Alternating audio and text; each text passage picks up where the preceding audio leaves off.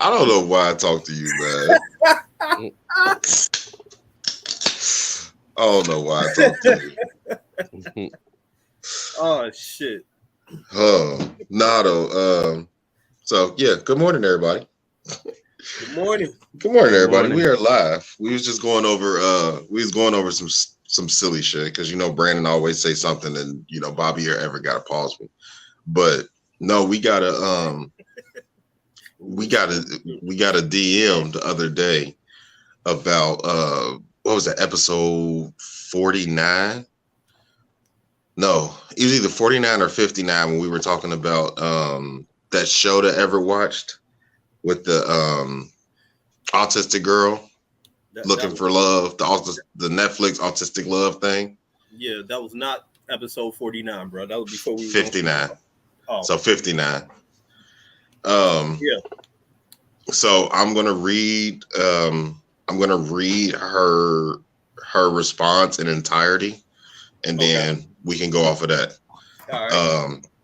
So she put a couple bullet points. The first one says individuals with apparent and non-apparent disabilities would prefer you ask their permission just before assisting them, which we covered that.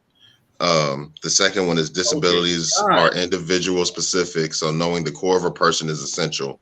Autism is layered and broad, brilliant yet specific. I think when we question whether they should or should not date within it, we perpetuate stereotypes, further segregating that.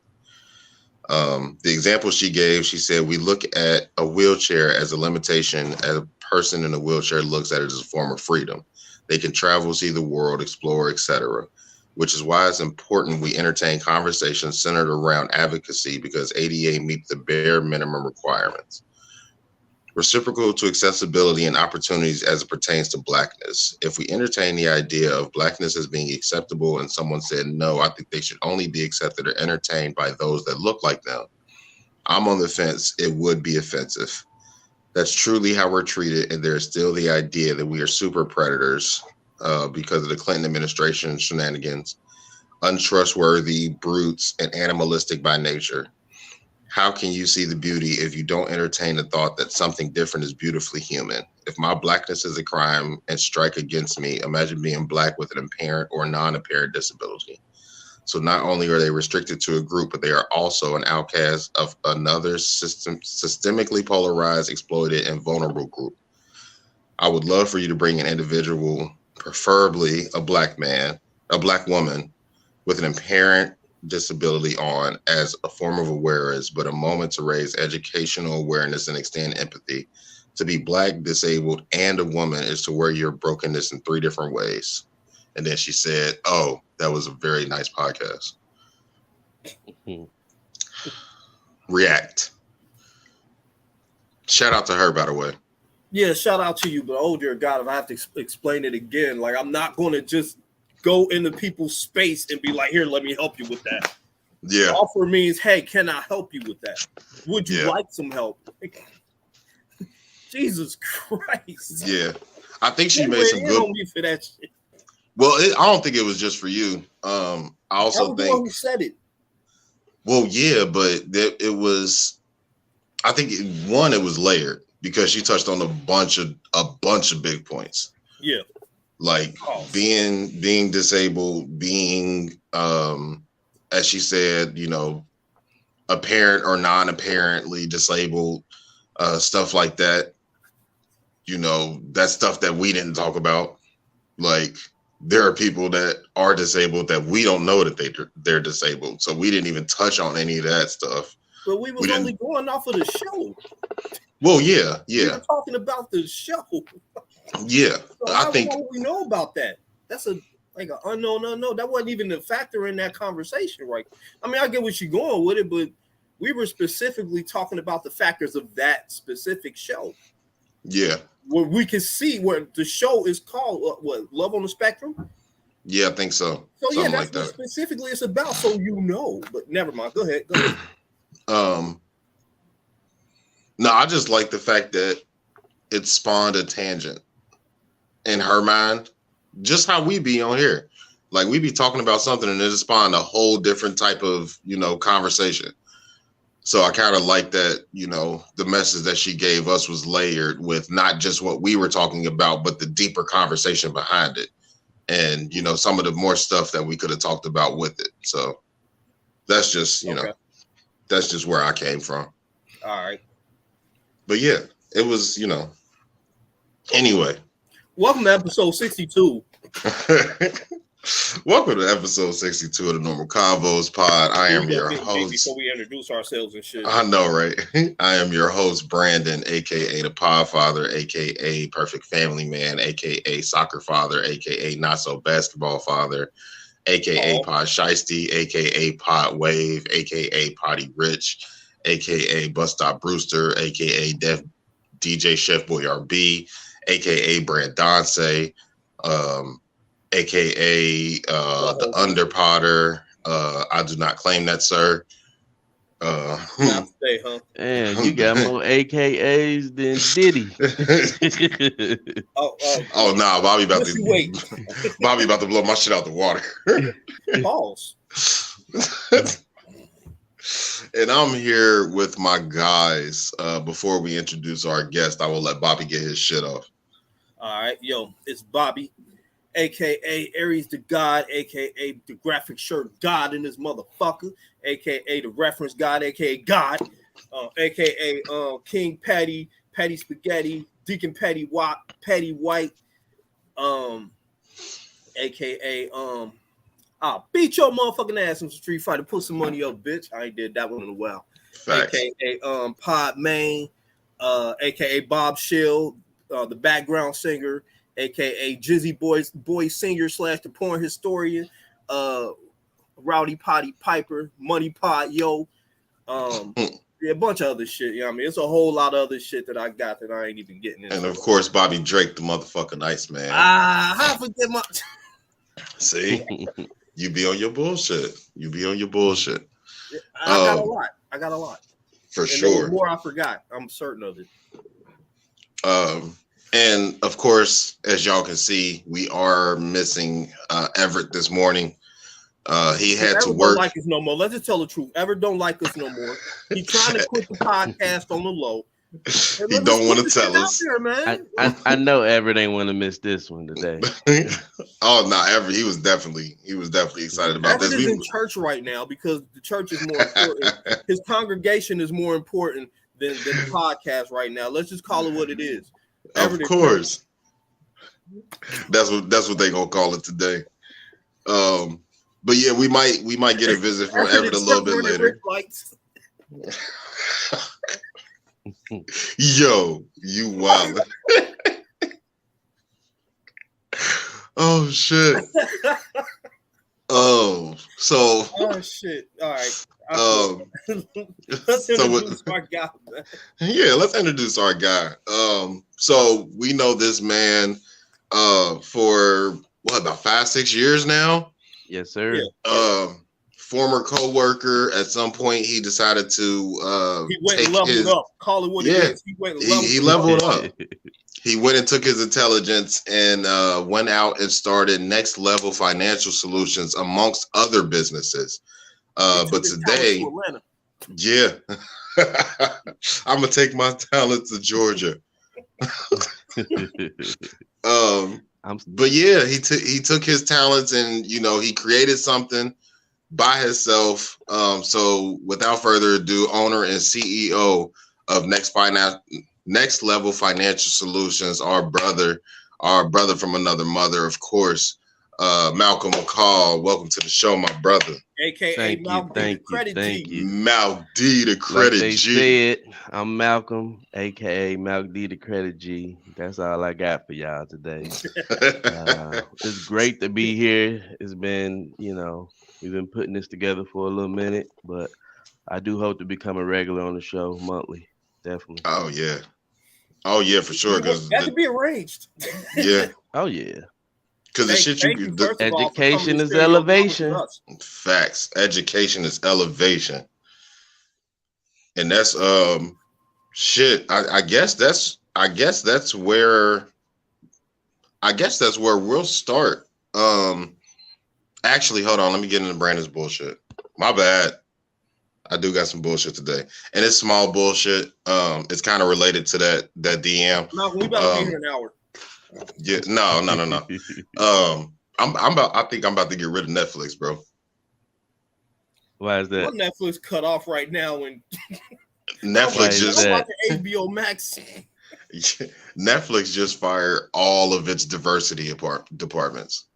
Word. All of them. Dave Chappelle had that type of effect on him, bro. Like I read the article and I cannot find it right now, but they ended up firing damn near for Pride Month. I know, right? Like it didn't say the reason why.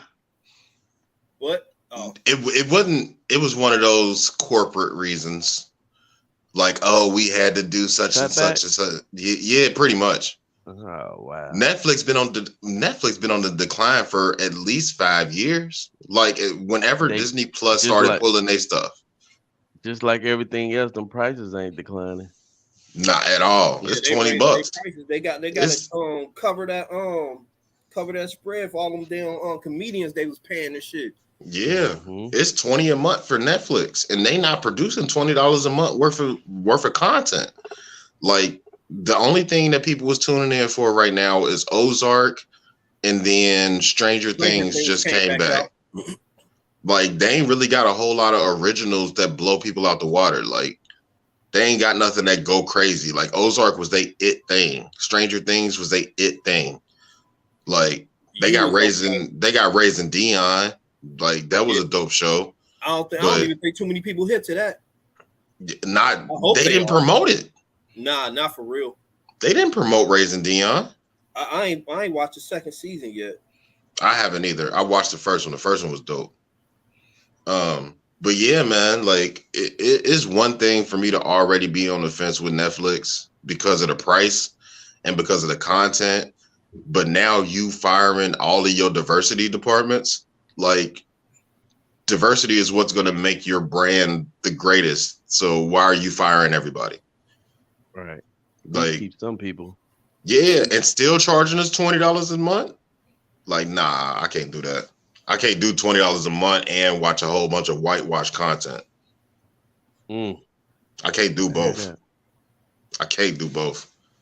Like, but ever since Warner Brothers and Disney Plus and Paramount, like when everybody started snatching their shit off Netflix just got garbage. Like it used to be Netflix and chill. Now it's HBO Max and smack. Like I'm cool, bro. Like I'm so cool on Netflix right now. That kind of solidified it even more for me. Wait till you come back out. You'll be back. You'll be back watching Netflix when Joe crazy. I still ain't watched you. Oh, all right. I ain't watched now. I ain't gonna say I haven't watched a episode because I watched a couple with Justine when she was watching it, but I never sat down and watched you at all. I ain't even started season 3 of Ozark. Oh, you tripping? You ain't. I know Ozark is it, but I still ain't sat down and watched it. Ozark is that shit. Yeah, I like cartoons and anime too much. And ain't they getting rid of all their cartoons and shit? Netflix, where the fucking Dragon Prince at, yo? God damn. Man, Dragon Prince for sure. Disenchantment. Did you watch Disenchantment? Oh yeah, I watched all that shit. That's my shit. That last season kind of threw me for a loop when they was in that futuristic city or whatever. Yeah, that steampunk shit. I've never got the infatuation with steampunk. I'm a blur, but I ain't that nerdy. That was weird to me anyway. Yeah, it's still a good fucking show though. Yeah, for sure. Well, so anyway, y'all got a lot of time on y'all hands. I'll be doing this shit at layovers. I watch 5-10 minutes at a layover. Hands at the layovers. You gotta be leveling up like Malcolm here, man. You gotta be leveling up at your Hey, that's why I be calling y'all random times of the day. Like, hey, what y'all think about such and such? Man, Malcolm, it'd be so funny though. Like, I call this nigga 2:00 in the afternoon. Hey, what you think about this, and this? And then we end up on the phone for 2 hours discussing business. Yeah. So That's kind of I what love happened it. last time I called Bobby. Yeah, we Yeah, was on the End phone up for like an hour and a half, hour. some shit. Mm-hmm. Yeah, that's how it we worked, don't even man. talk like that. That's the sad part. Ask anybody who know me. I hate being That's on the what you phone. I told don't me. like That's what talking you to told people. me. Yeah, every time I get this nigga on the phone for more than 10, 15 minutes, I'll be like, oh, okay, he interested in what we talking about. So yeah, Bobby definitely will hold it down. But yeah, let's get. We gonna stop talking pussy dryer upper and weird and mouth hair. Yeah, we gonna get y'all some education today. Let's get into this Let's thing. get into it. Let's get Let's get some into it. education. Introduce yourself. And, give a little background on how you started in your journey. Okay, definitely. As they stated before, I was working with these guys at first, driving with my CDLs, the Class Bs. That was pretty much my stepping point, as far as getting to where I am at today. It opens a lot of doors. I ain't gonna perk. It does. It really does. So, people, it ain't nothing wrong with working a job. If you got a plan, use it as a stepping stone, definitely. I always knew I didn't want to, work for somebody for the rest of my life. I just ain't never know what I wanted to do. I knew I wanted to have property, but back then I didn't have the means of doing it. Specifically, no the money or the credit. So during the time I was working, I just can, paid things off, started working on my credit, saving, and before I know it, I just, I started watching my credit. Like some people, they wake up and look at Facebook or Instagram. I wake up and look at credit and see what's going on in the financial industry. That's just what got my mind and focus. So before I know it, I was, I started in the 500s like the average person, Right. and about to, just kind of I had some things fall off. I disputed a few things off my credit and paid some things off. And before I know it, I was in the 700 club. And at that point, Salute to I knew that. that was good, but I really didn't know what to do with that credit. Um, Let me just take it back, man. Before the 700s, though, man, I was trying to, I know a lot of people face this, just trying to go get a car, and it was like a maybe this was in 2017, and I'm trying to go get a like a 2010 Honda Accord, Hey, and ain't they that what was ever did? hey, this was like 2017. And I didn't and keep in mind in 2017 I didn't have good credit. This was like a process. So I tried to go get a 2010 Honda Accord, and they came back with the numbers. I I did the numbers in my head. I'm like, man, y'all want me to pay 5 years for 400 for a Honda Accord? I'd have been paying for that like 2.5 times. I'm like, man, this ain't it, man. I can't take Right. this no more. So that's what made me start focusing in on my credit. And then, of course, you want to post your wins and stuff. I posted on Facebook or social media, and people started looking at that. And next thing you know, I had people. Once my score did get up to the 700s, that's when people was like, okay, how did One you do thing. that? That's that big question, how? And before I know it, I'm like, man, I can help you just from the experience, and Right. helps a few friends and family. And then the more people that ask, I'm like, you know what, this is needed in the I community.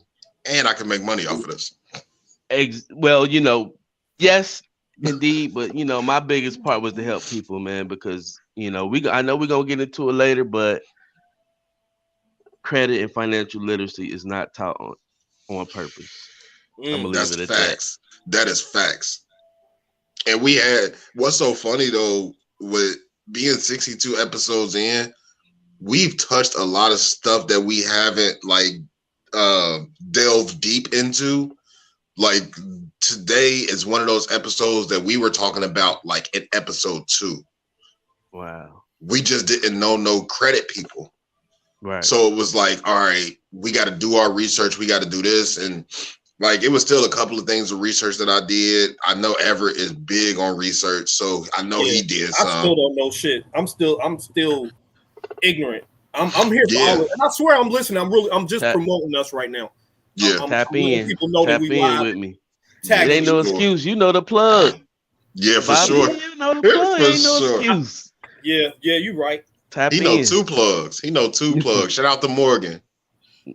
That's what's up. Yeah, shout out to Money Mo. That's what's up. He know two plugs. Well, shit, we know two plugs. Yeah. Right. But yeah, so along your credit journey, I guess we'll start from the credit 101. So for those that don't know, what factors make up a credit score? The factors is like 5 factors that make up a credit score. So first, let me just kind of, before I get into that, people that just might know the simple term or definition of credit, it pretty much is a record that shows how a person has managed their credit in the past. So it looks at your total debt, the number of lines of credit you have, and also your timeliness and payments. So that goes into the factors that make up a credit score. You got 5 factors. Now, think of it as a pie, and your pie is sliced 5 ways. So I'm gonna give it to you as the largest slice of the pie. This is what most affects your credit score. It's definitely number one, which is 35%, is your payment history. And the payment history, pretty much to sum it all up, is your on-time payments and your late payments. That's why people got to understand late payments are killers. I don't care what you got to do. You better make that minimum payment. Put it on auto pay. Do whatever you got to do, but make them payments on time, even if it's the minimum. Do what you got to do. The second one, that's 30% of the pie, is the amounts owed. So that's the amount of all the credit owed to lenders, credit cards, mortgages, your car notes. That's 30%. So if you got a high, pretty much that determines your debt to income ratio. So you want to kind of manage that best way you can. So if you're not making a whole lot of money, even if you are making money, make sure you budget and don't just take out too much debt, because that will affect your credit score. So is there a best debt to income ratio that you should be looking for? The best, when it comes to credit cards, is 30% is the threshold. You should never be above 30%. Pretty much, I wouldn't take out a whole bunch of debt that you can't afford, especially if you're not bringing in the money. Right. So you just gotta kind of watch, make sure if you do go get a car, you can afford that car note, or if you do go get approved for a mortgage, that mortgage is within your budget. So that's the best thing to do, because they're gonna look at all that when you're going for a mortgage anyway. Okay. So the third thing is the length of credit history. That is 15% of your credit score. So pretty much how long you had your accounts. So the longer you had your accounts, that's why it's so important. Like if you got an old credit card you don't use, even though you might not use it, don't close it. Keep it open, because that helps to the length of your credit history.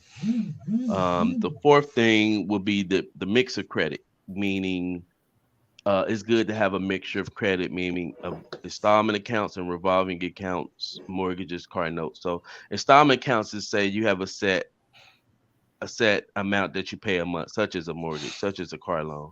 And the revolving is the credit cards. Okay. Because that change, you never pay the same thing monthly with the credit cards. Just depending on how much on your credit, or how much you spend on that credit card.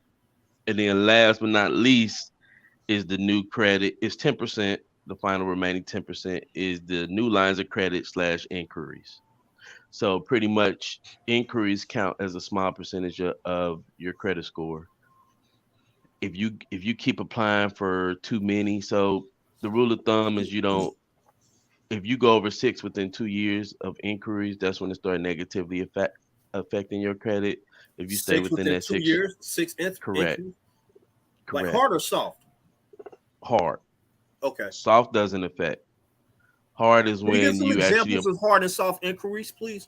I sure will. So, pretty much a hard inquiry is say you at that Macy's store and they, hey, you want to save 20% today? Sure. People quick to say yes, because all they hear is say 20%.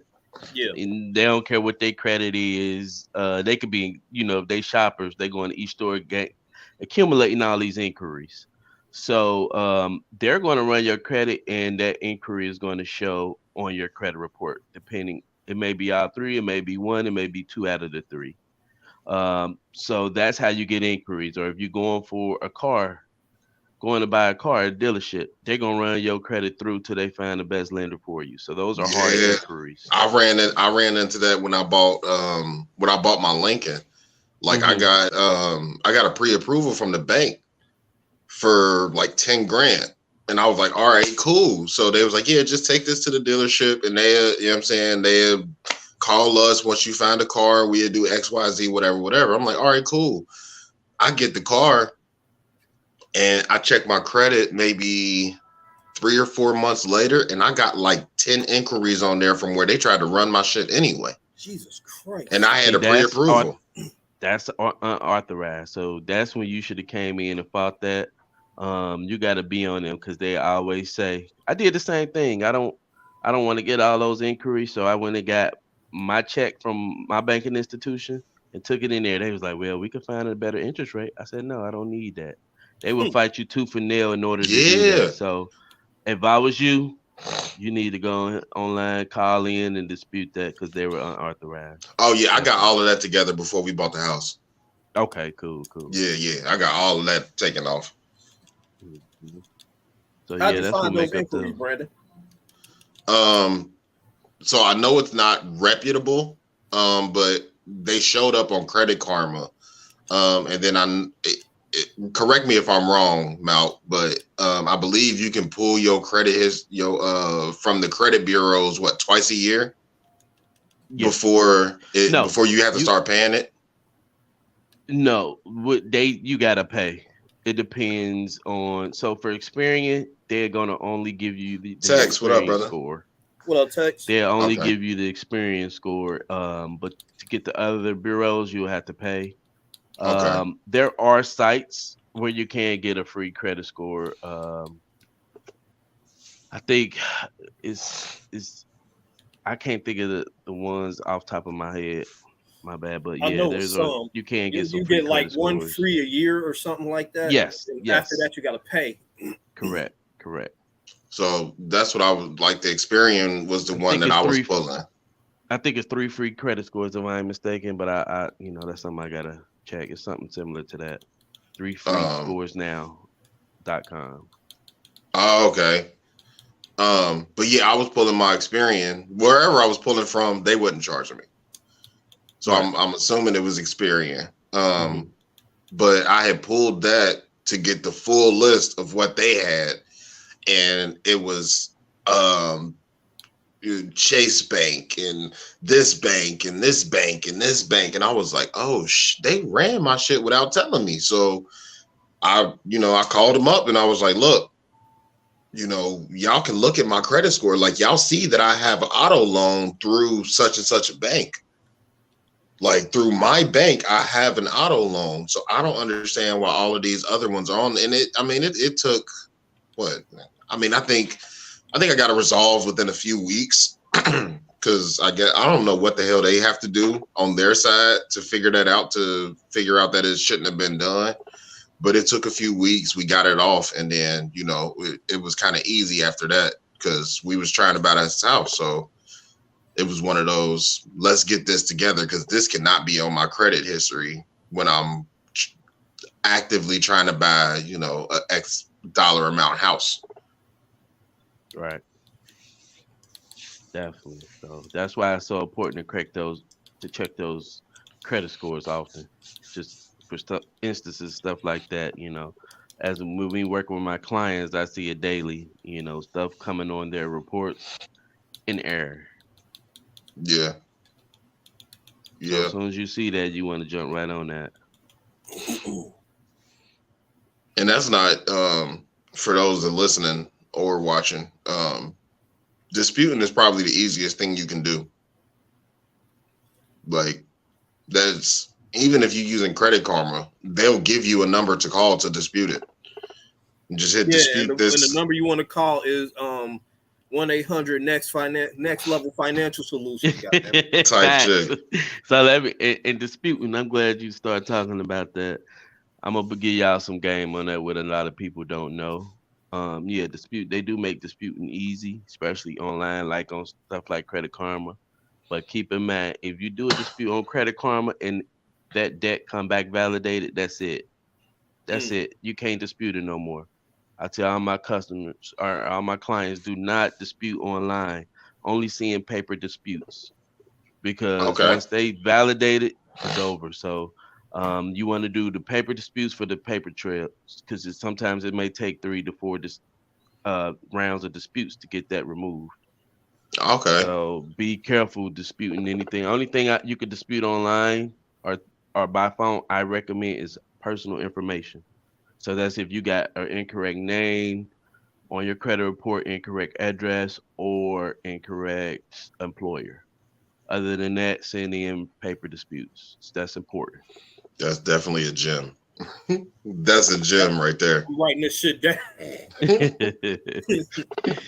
Like That's I can't go back definitely a and listen to gem. the episode or whatever, but I'm still writing this shit That's what down. I'm here for, man. I can't. Hey, got to get the people the information, the knowledge. Right.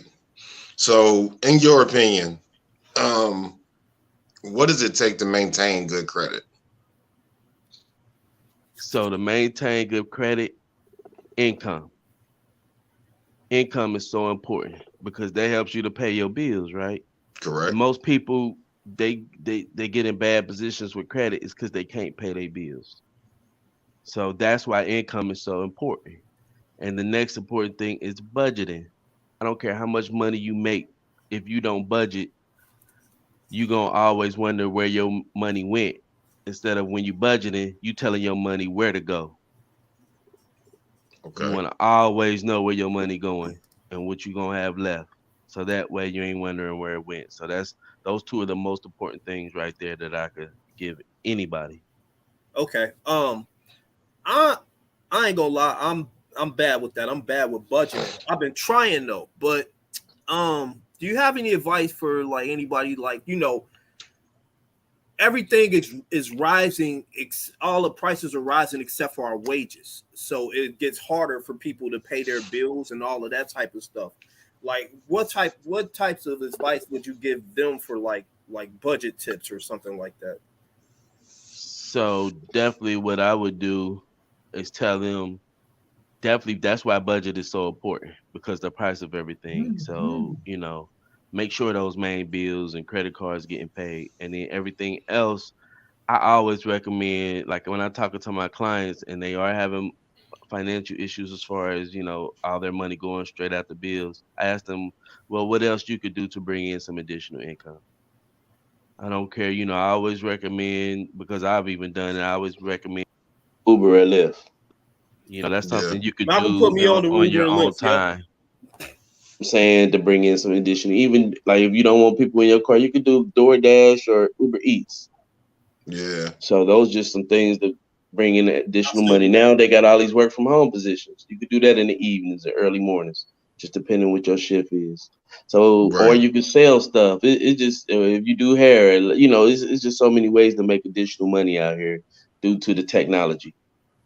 So I would definitely and then in these days of times with inflation, you got to do everything you can to have some income coming in.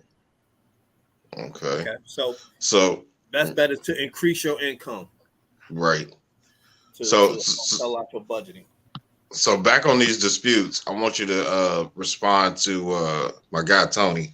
His name is, well, we call him Tex, but he says dispute medical bills that are over 3 years old. They are a violation of HIPAA law because 3 years ago that started making people sign waivers before treatments at hospitals. Hold on, I lost connection on my headpiece. Oh, my Can y'all bad. hear me? Yeah, we can hear you. Hold on. We'll go on Bing for a minute. Extra 15K. I see you, Bean. Let me hold something, Bing. Boy, I need $1 or two. I need a stack. Let me get 2 of those 15K. I need 2Ks. I don't need all 15. Just give me 2. Look at Oh, shit. 2K. 2K, Yeah. man. Oh, yeah, of course. Well, I'm definitely 2K, man. Yeah. He'll be back. Malcolm said, fuck this. No, So you know what? I am not about to see telling these niggas about their credit. right. Let's talk about I ain't got it. Broke motherfuckers. Yeah, my bad. there he is. I'm gonna have some technical difficulties, man. People calling me. It Oh, took me off the mic. It took me off the mic. Yeah. I'm like, But nah, I get what that's was the why I be on my question? computer. Yeah, I see now. What was the question for? So Antonio says dispute medical bills that are over 3 years old. They are a violation of HIPAA law. 3 years ago, they started making people sign waivers before treatments at hospitals. Really? It don't matter though. It's some changes about to take place with the medical bills starting July 1st. If they can't report medical bills any longer, starting July 1st, if it's less than 12 months, so it has to be a year old and it has to be over $500. So starting July 1st, they just I know it's just a bill that just got approved. They're gonna have to remove them from your credit report. And if they violating HIPAA, the creditor violating HIPAA by giving your medical information, that's one of the easiest things to get disputed off. Yeah. Just send a simple letter like, hey, this creditor's violated my HIPAA. If this not removed, I'll file a complaint. Definitely. So Oh, that's easy. medical bills is one of the easiest things to have removed. Just go ahead and send in a letter to the credit bureaus to dispute that. But that new law is gonna be clutch. I know, like Yeah, y'all got a year. Y'all got a year to get y'all shit together. no, this month. No, I'm saying, yeah. I'm saying once they default. I'm talking about once they default. Oh yeah, they got a year. But most of the time, it's crazy. It comes from the part that the insurance didn't pay. Yeah. You get them letters, the benefit letters coming in like, oh, we paid this, but you owe this. And most of the time that be messed up. It don't be correct. So you gotta stay on your explanation of benefits. Definitely. Were you still at the job when I got hospitalized a few years ago? I believe so. Yeah. So I remember when I went there, when I was in the hospital for 6 days, I think my bill altogether was like $25K. I want to say the insurance paid like 23 of it. Mm-hmm. And it left me with a 2K bill, and I was like, I got that. Like, what? Oh, yeah. Out of 25, I got 2. Right. Yeah, man. Like, medical is the biggest expense out here. Yeah, especially in our country. So, and that's if you can, make sure you have that insurance. Definitely. Yeah. A question that I always wanted to ask somebody that was fluent in credit, in credit literacy. It was something that I actually heard on a video, and I don't know how authentic it is, but are we one of the only countries that deal with credit? I can't even answer that. I'm not sure. I know some countries don't deal in credit, but I'm just not sure like how their systems are ran. But here, we definitely follow that. But it's a thing here. But in other countries, I know I have heard of some other countries where they don't even have a credit system. That's got to be clutch. I don't know how they afford shit, but right. I mean, that's also because I grew up not knowing how not to have a credit score. So, right. So I guess we can go into. You already answered that. Oh, one of the big debates before. Boom. There you go. Let's touch on that. Secure your kids' financial future as well. As soon as you can add your kids as an authorized user do it, they will start building that credit history. What are your thoughts on And that? I absolutely 100% agree. But you got to put yourself in position first. Don't be putting your kids on these credit cards when your credit not straight. You ain't doing nothing but harming them. So Right. make sure you pay your bills. You not being late. You keeping your utilization down. And when I think you could put them on at 16. By the time they turn 18, then 18 to 21, they could go ahead and purchase their first home. Just built up off your credit history. So Yeah, I agree. 2 to 5 years of great good payment history and all Mhm. utilization and all that. So That's They why fuck it's so around. important that so hold Fuck on. we So around work and let on me go. get our this credit. straight. So I get my bills and my credit right, and then I put my kids on a credit card or something like that. Correct. As an authorized user, they call it piggybacking, and they also call it trade lines. And that Um, builds their credit up. correct. Most people, uh, they won't trade lines that don't have a lot of credit history because it helps. So, say for instance, I do sell trade lines. So me having the good credit that I have, if somebody don't have a long credit history and I put them on one of my cards with over 10 plus years of credit history and high credit limits, it goes on their credit report. So in turn helps their scores to go up and they're able to get approved for the vehicles and they could shortcut the process instead of having to go to a secured card, which is where you put money down like $500, you have a 500 balance. You can go straight to an unsecured card where you don't have to put money down. They just, hey, here go your card. You got 3,000, whatever the case may be. Then it still ain't gonna be the biggest limit, but you can shortcut the process. Right. Okay. All right. That's fucking dope, Tex.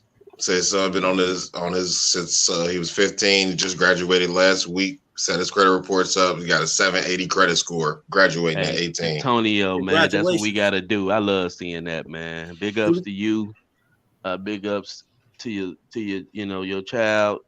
That's the way to do it. So, once he can get himself together financially at 21 years old, I couldn't imagine having a house because I wasn't set up that way. I didn't, Yeah. I wasn't Didn't taught. even I think ain't know about it. nothing about credit. No, didn't even Right. think about it. But guess what? I know now. That's the Yeah. key. Do the That's kid why I do what I do. do the Yeah. kids got to be a certain age to be put on as an authorized user? Generally, it's like 16. He said his son was 15. So you're looking at Okay. around that teenage years, you could put him on. Yeah, all right. Yeah. Well, I got a few years. Yeah. Yeah. Oh yeah, So, you got time. You Bobby, got get to time. work, Bobby. Get to work. Yeah, Yeah. Yeah. I had Definitely actually find I that. thought about it. I thought about it the same way. I was gonna put Tyler on my shit, but um Shout my out to Partyville. yeah, shout out to Partyville for sure. They've been going crazy with the videos. That one they did in the mall got 8K views right now. We need to go. We So need to go in the mall with them. yeah, they going crazy. They going crazy. Um, but yeah, I thought about putting Tyler on mine, and I saw my credit score take so much of a dip when we bought the house. Yeah, mine's did too. Yeah, like Oh when we yeah. bought the house, I saw it dip so much. I was like, oh shit, I forgot all about they had to run it. Like, cause you just kind of do stuff. You get caught up in the moment, and it's like, oh shit, my credit score gonna take a hit for this, a big hit.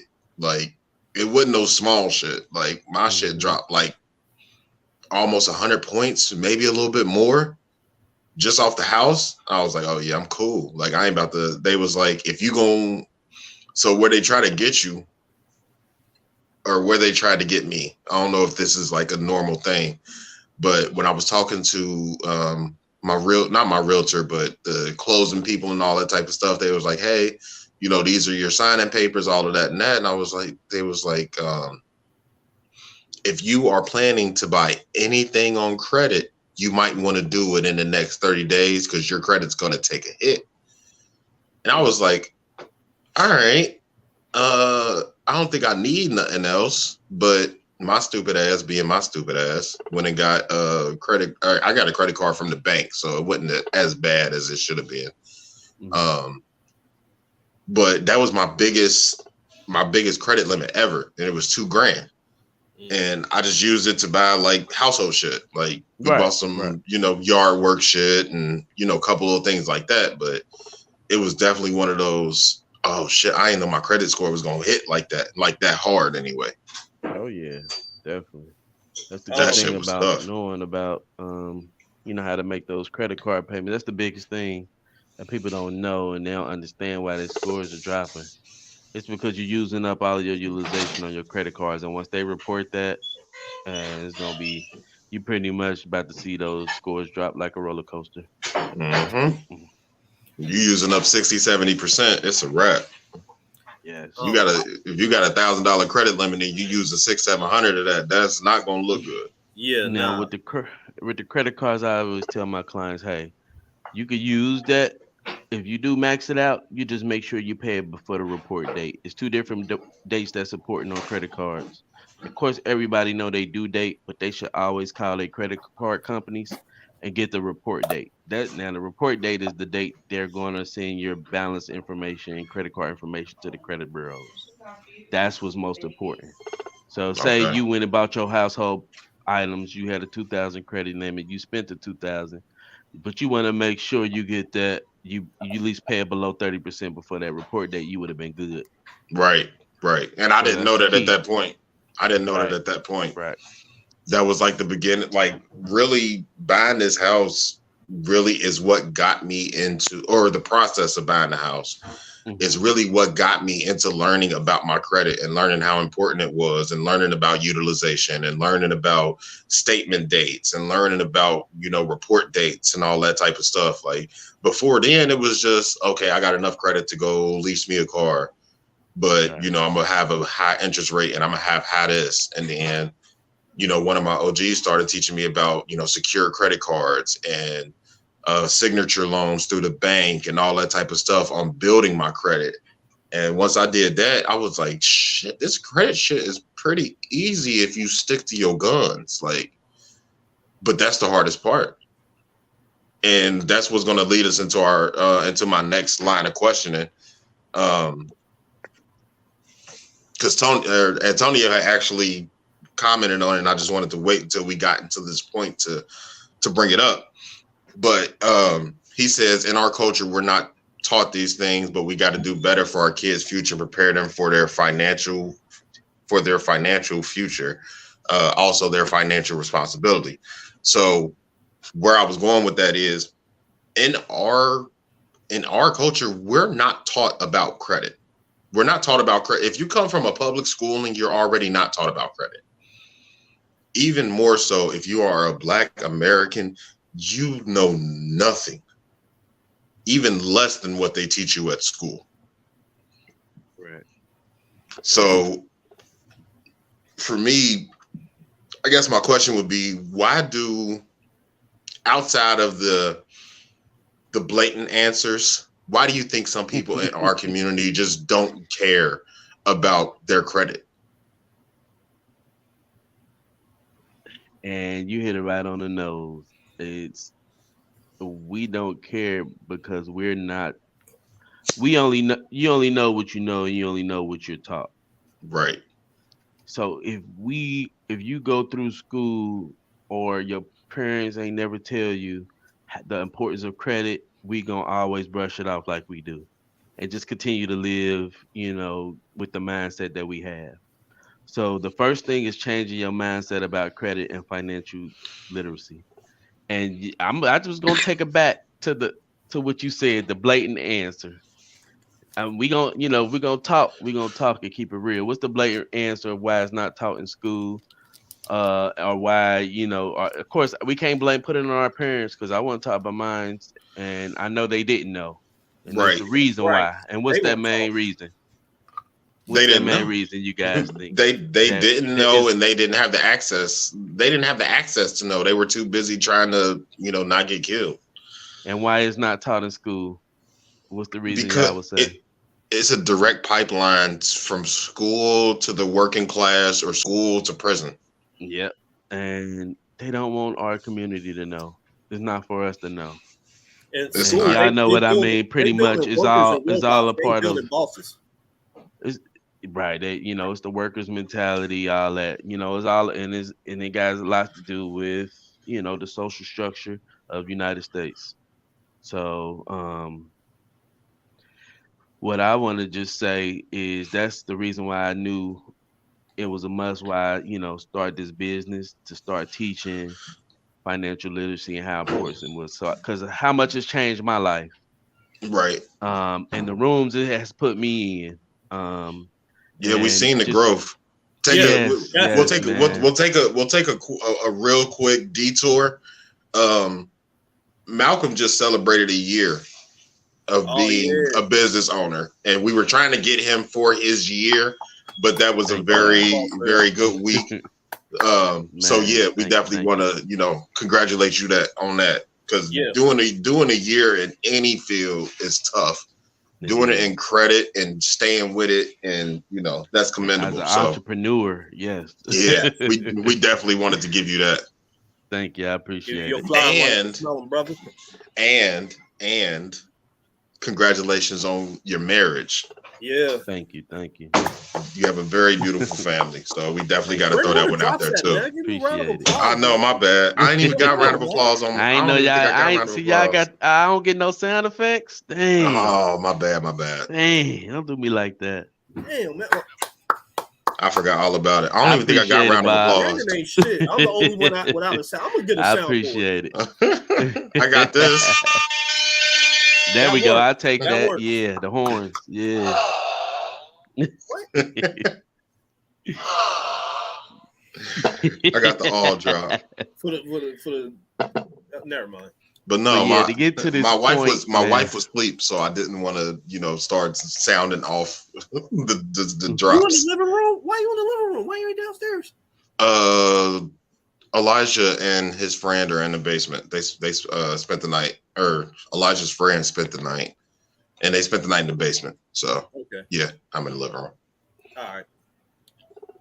If I was in the basement, man, we'd have been loud as shit. Yeah, I know. It'd have been lit. I got to go back on these comments. Bean commented a while ago, and so she said that they say 30% utilization is high these days. Should really be 10. What's your take on that? Yeah, I agree. I actually keep mine at 0. People say, you need to leave some. No, most mine 0 because I'm at a point where I only use business credit now. I don't even use personal. Talk that shit. Hold on. I definitely got to drop for that. Yes. But I agree with her. The lower you keep the utilization, when I said 30%, that's the max number you could take it over without it negatively affecting your credit. Okay. But yes, she's correct. If you keep it 10% or even lower, it's going to maximize your credit score. Okay. So totally correct with that. So if you got $1,000 credit or credit card, spend $100. Correct. Never go over 300. Spend 100. Keep it at that 10%. You're gonna be good. You're gonna see your scores rise. Gym number 34. I'm just start using my credit card for gas. That's it. Talking about business credit, baby. Yes. Yes, sir. Yes. That's where you really want to get. Yeah. Credit up. Yeah. That's what we're working on now. Facts. Hey man, yeah, we might help with personal. Yeah, we might have to book Not only do I help with personal, I help with business too. So that's a whole nother podcast though. We're gonna keep it personal. Yeah, for sure. You're right, Brandon. With that consultation. Definitely. So back on topic anyway. Our community is so undertreated, under-schooled, under-taught. Like we never, like you said, you only know what you know or what you're taught. And we're not taught this. Even in secondary school, you have to take financial classes to learn about like you can go through 4 whole years of college, come out with whatever degree you come out with. But if you didn't take financial literacy classes or business management classes, you have no idea what credit is or how to manage it. Right.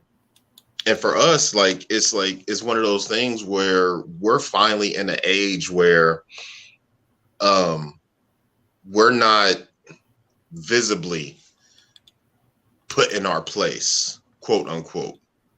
You know what I'm saying? In the 60s and 70s, it was easy to see it. Like, it was like, oh, nah, nigga, you not getting to this, high level corporate office. Nah, nigga, you can't come get this job. You can't come get that. Like, in 2022, like, we're no longer bound by those sets of, systemic bullshit, where now it's all behind the scenes, but we can still get in the cracks in the doors. And I think that's one of the reasons why I always say education is elevation, because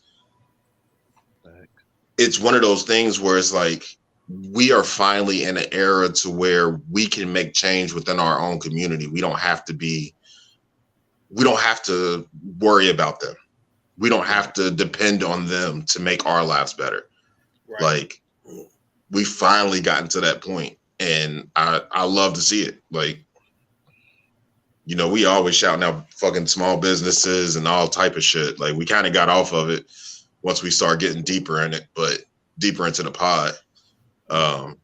But at one point we was shouting out 3 businesses a week. That's what's up. So it's just nice to have somebody on that has their own business and is thriving in that business. Shouted Malcolm out at one point. Yeah, probably. Oh yeah, y'all definitely did. I appreciate that from y'all. Yeah, definitely. Hey, no problem. That's what we supposed to do. Talk your shit, Bing. She said we've been systematically redlined and kept out of the convo, but we have to teach ourselves. We be on the web looking up dumb shit. You can find out about credit if you want to. Hey, redlining is still a very real thing. It is. It really Text say knowledge is power. And that's another thing, man. Future episode. I actually have an in-house realtor. I want to get her on with us for future episodes, so we could talk about housing and first time homeowner ownership. Just definitely just to keep.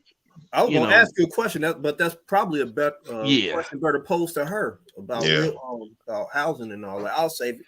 We'll write it down so you don't forget it. Oh no, I ain't. I've been thinking. All I've been thinking about for like the past month, so I ain't gonna forget that. Trust me. And I already talked to her. Her name Tania Jones, and she said, she's willing to come on with us. Okay. Oh yeah, for sure. Yeah. Oh yeah. Trying to educate. So I want to be an MLO just to help us. What is an MLO? What's MLO? That's what I want to know. Or is that your autocorrect? Don't tell me you got an iPhone, Bing. Oh no, Bing! I'm gonna have to kick you off. I'm gonna have to kick you off if you got an iPhone. Oh, Malcolm. So you being in it in a year, I'm assuming that you have multiple phones to conduct business and all that type of stuff. Balling. This is off of credit in general. Oh, mortgage loan officer. Oh, okay. Cool. Okay, Bean, I like that. Definitely need that. Show how broke I am. I don't know what the fuck that is. No. Man, you hear me? I definitely got to get my acronyms. You got a house. You got a whole ass mortgage. You ain't know. I got to get my acronyms up. Do you stop looking up dumb shit on the internet? I can't help it. It's so much fun, dumb shit. The rabbit holes. Y'all be going down the rabbit holes. Sure. I'll definitely be going down it, boy. I'll be following that little white rabbit all the way to Neverland. Or, ratchet holes. Yeah, ratchet holes. Ratchet holes. Multiple phones. Do you like iPhone or Android better? Or do you like mix them depending on if it's business or personal? It's funny you asked that. First of all, it's Apple and Samsung than all them other Androids. But go ahead. That's true. I only have Android. Everybody clown me for not having an iPhone, especially as a business owner. But I just not a it's funny. I worked in technical support for Apple before, and I know how to get you I just got one of my clients a $10K Apple credit card with no inquiry, but I don't have an iPhone. Oh. So I probably will, just for business purposes. I will be probably getting one. I got 2 phones. I'll probably get one, but I prefer Android. I prefer Android too. Stop ruining the group chat with them green. Hey, fuck you, Bing. That's what I hear all the time. I'm going on a fellas Boy, trip, and I'm the only one with an Android. They be salty at me. yeah, Bing, that's why your phone came out the box cracked. type shit. Apple Card clutch. I like it. Oh yeah, they clutch. Yeah, I think the only reason I ask is because I Uber on the weekends, and I kind of start getting into conversations with people, and I've met a couple millionaires in them fucking Ubers. But we've gotten on that conversation before of Android versus Apple, or I'm sorry, Samsung versus Apple, and then all them other Androids. But I've heard a lot of business owners say that they will use iPhones, but strictly only for business because it's just easier to operate when it comes to business stuff. Right. Because, you know, Samsung is designed for customization and personalization and all that type of stuff. And, you know, you can do all the third party stuff and all of that. And the camera better. But yeah, that was just a random ass question I had because I've heard a lot of people say that they only use Apple for business. Yeah, and that's why I'll be getting one just for business purposes. That's it. Yeah, I like that. So one of the other big debates that even in my household, personally, me and my wife have had this debate because of the way that she was raised and the way that I was raised. And then, you know, it's one of those debates that you kind of hear over and over and over.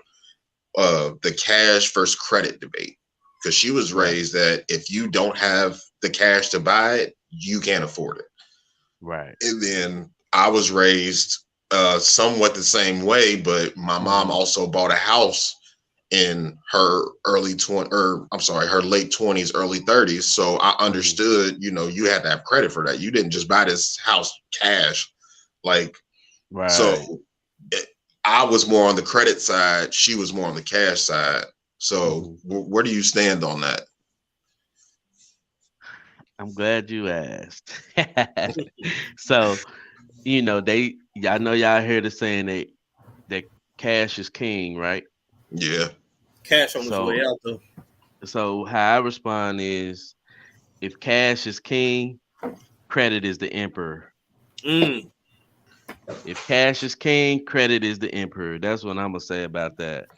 Because most of the time you have to save up that money and work hard in order to make a big purchase. When you have credit and good credit, all you have to do, you use other people's money pretty much. Let me just break it down. Why use your own liquid cash when you can use other people's money? That's the game. Never use your money. Keep your money in your pocket. Always use other people's money and let that asset work for you.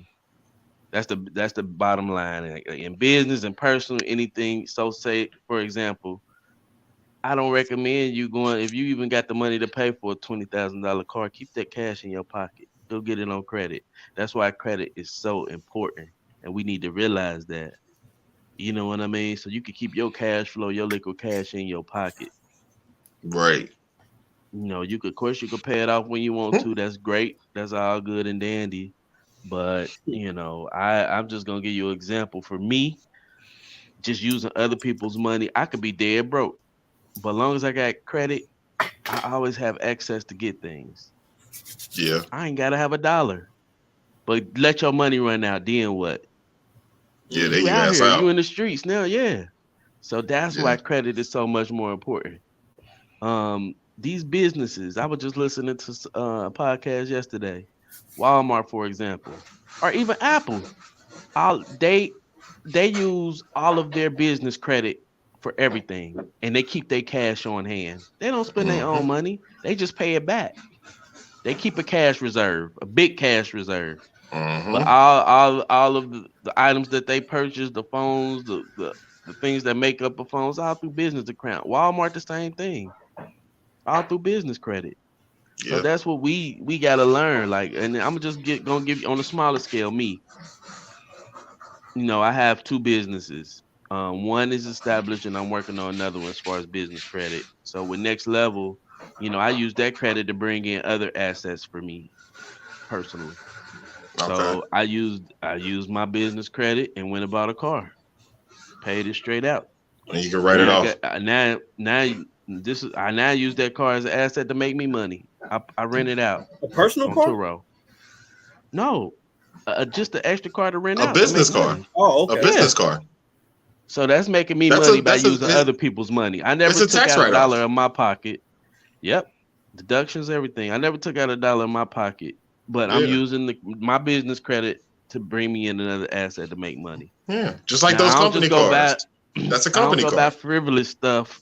I buy assets that's gonna bring me in money. Definitely. Right. So that's why I always say credit is way more important than cash. It could take you places and put you in places that cash never will. So and that was a slight flex. I like that you kind of brushed over that. But how, if you feel comfortable telling us, because I always feel like I'm counting niggas' pockets when I ask them money questions. With you using your business credit to buy a car to rent out on Curo, how much is that returning you monthly? So using Ballpark. You ain't business have to give credit, me. and this one I'm gonna clarify. I didn't go get like an installment. I didn't get a loan for the car. I got it off my credit card. Just took a credit card and bought a car straight out. So that brings me in about 1,000 a month Quick 12K. on average. Quick 12K a So year. I could pay, make the payment off on a credit card, and everything else is a profit in addition to it. So that's Yeah. the thing about using your credit to make money that people might not understand. Right. So, And that's where I was trying to bring it around to. mhm, Was some of those examples where it's like, this is what you can do possibly, like if correct. your credit limit is high enough for you to do this, then this is what you're going to return with, like, and that's Right. just one thing, and you're not hyper focused on Curo, so it's like that's not, Tu- what I'm saying. What you saying? It's Turo, Turo. Turo, my bad. I heard Curo. Don't get the people wrong, incorrect I information heard out here, Curo. man. That's my bad. Hey, Tremaine. What up, Tremaine? Good morning. What was this one? I missed this one. This was text. The most secure way to buy cash don't come with spam or fraud protection. Credit cards does. Yeah, that's facts. We wrote cash versus credit. But yeah, it's like that's also one of those things where it's like,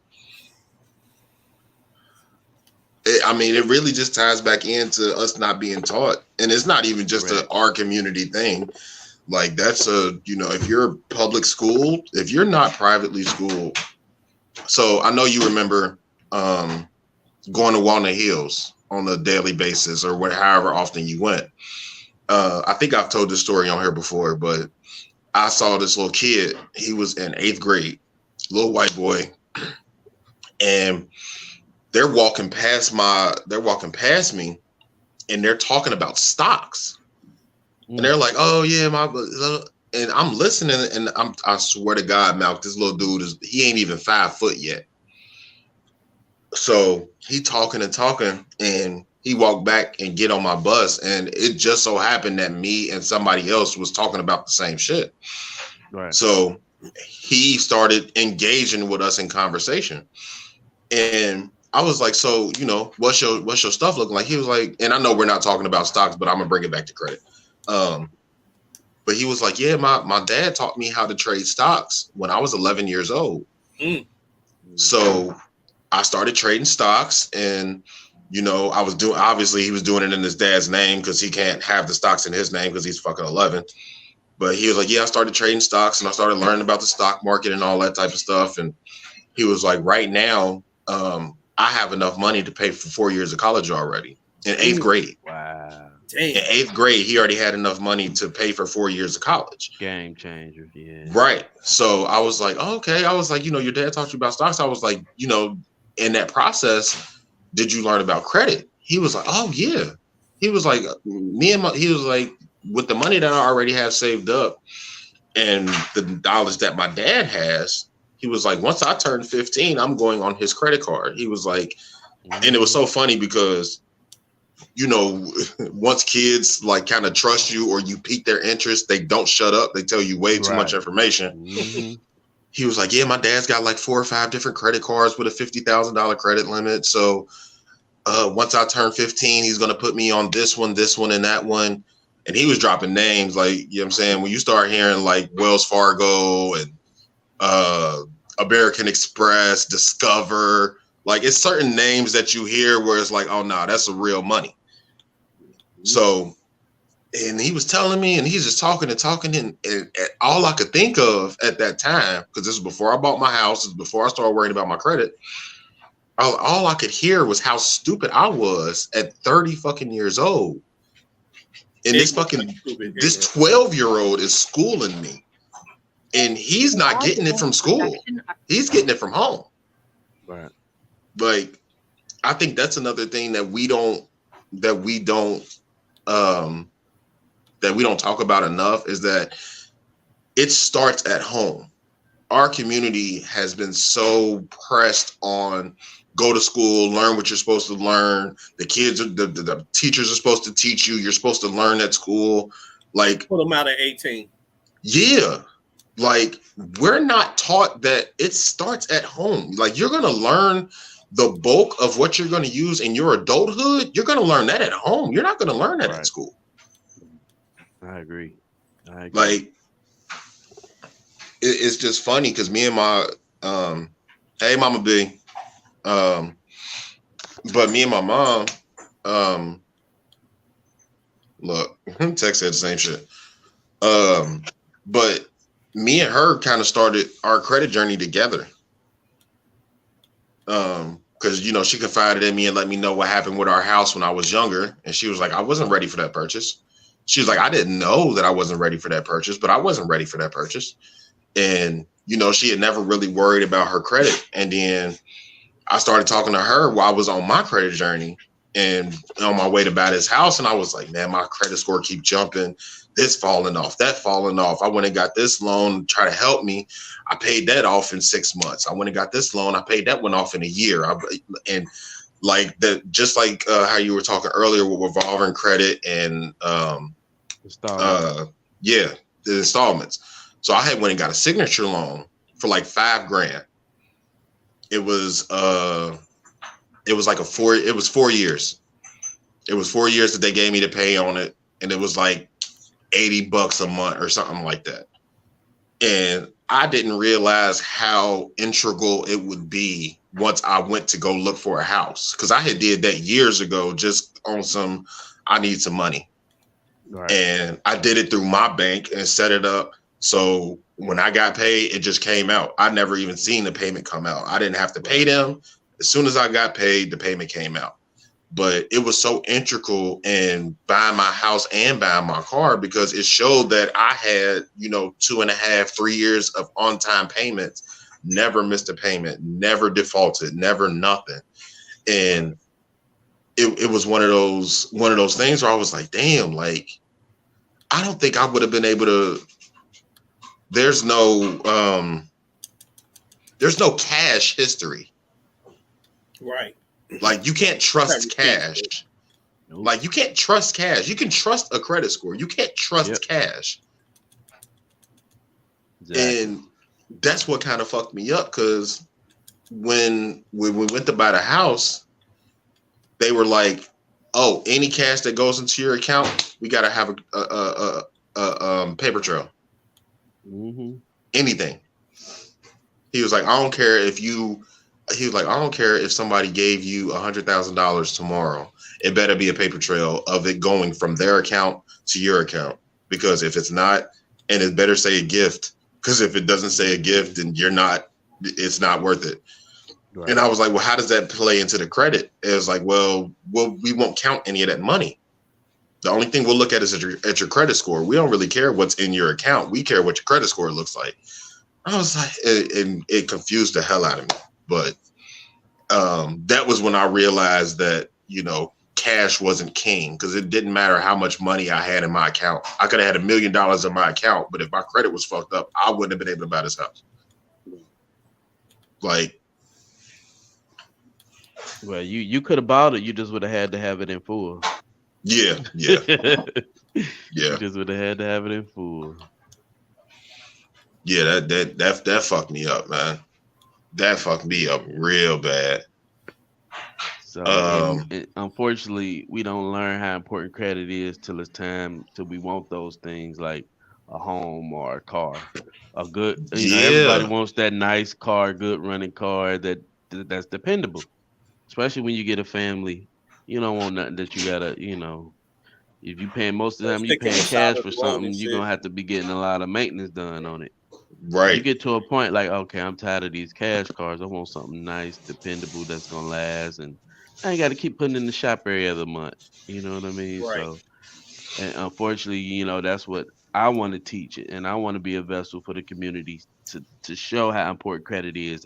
That's why I come back and partake in first time home buyer seminars.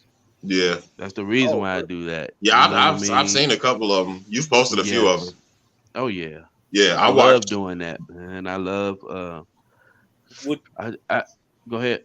Would you care to share some information from one of those seminars, or just save it for the seminar?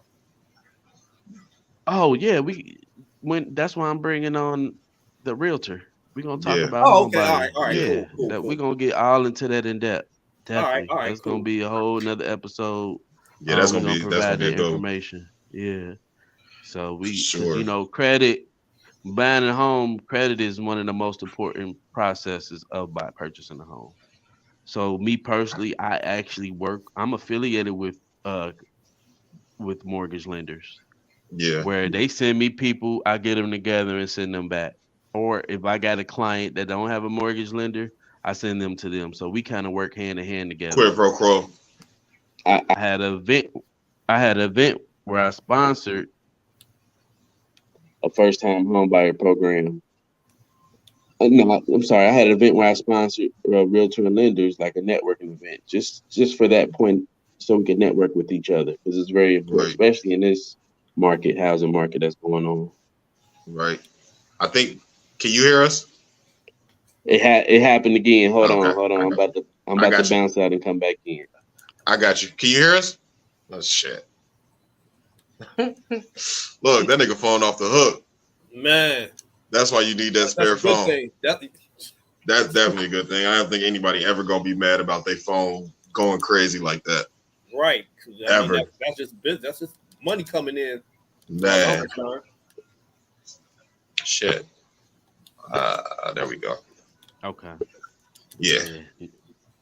But that's it's interesting. Like, we all work together. It's like one network.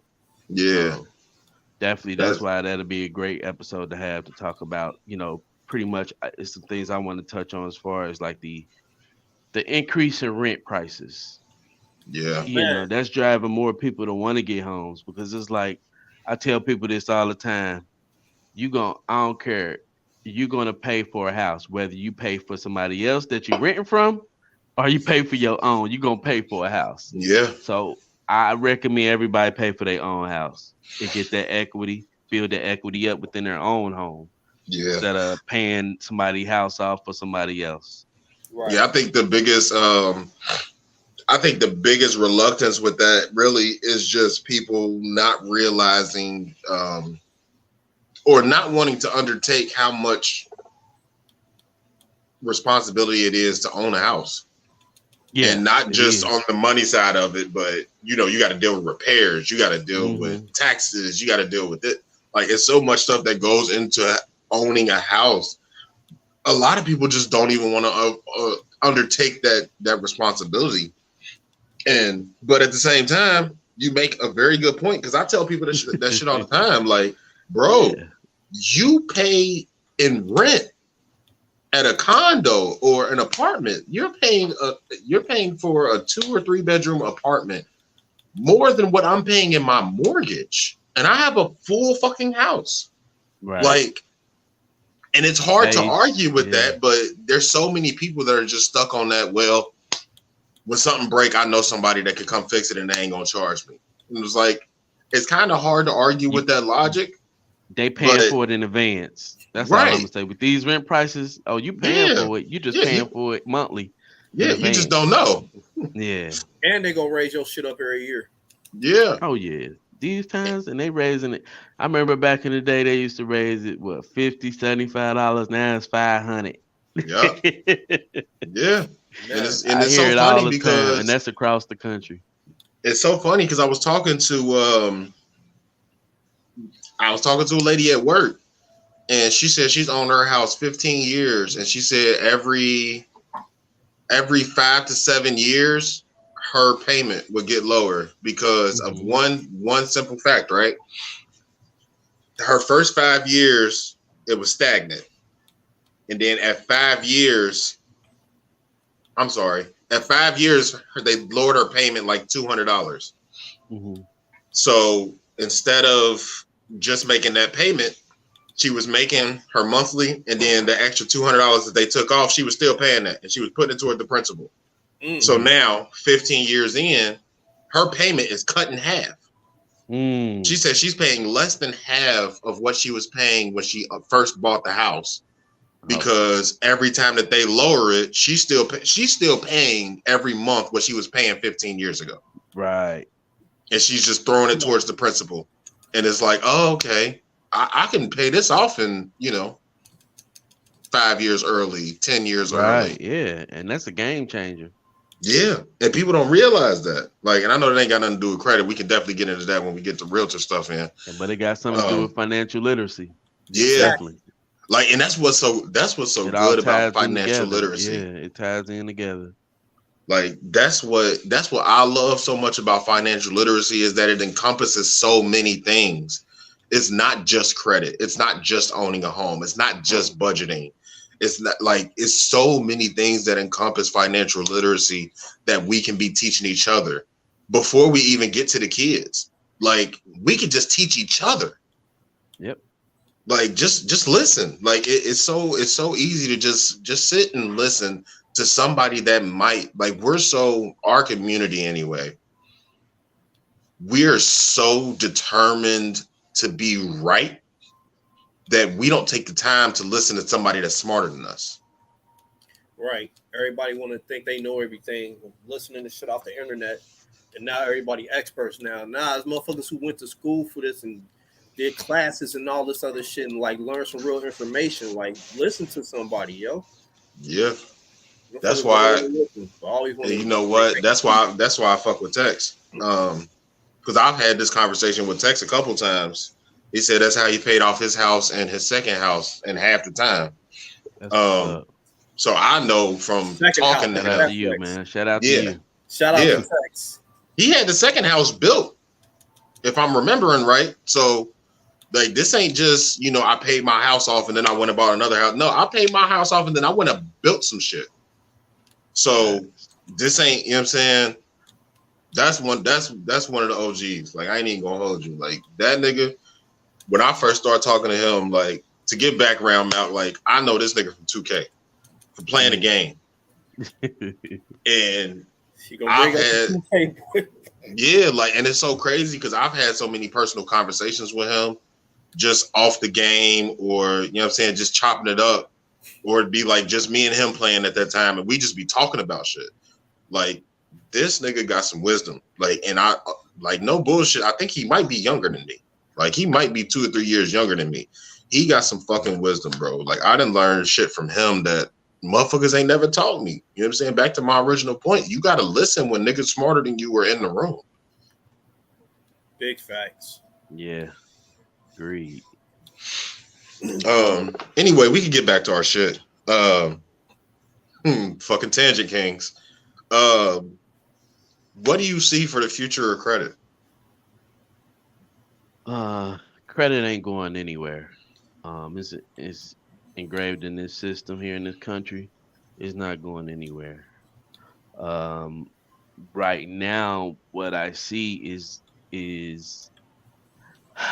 like these credit card companies are gonna be making a shit ton of money Yeah. because truthfully, just word around like in the financial industry is there's a recession looming. So more people gonna go into debt. More people gonna start making payments on credit cards. So already it was a rise in 2021 and Yeah. 2022 top 2021 already. Mm. Yeah. So it's just gonna be more people getting in debt, unfortunately. It's gonna get Because God ugly. damn. and that ties into inflation, the housing market, gas inflation, increases in rent prices, and food inflation. So Can you I got make a people that's PSA? yes, go Go ahead. ahead. PSA. Joe Biden don't make the gas prices, y'all. The whole world gas prices are up, not just America's. It's not Uh, Joe Biden.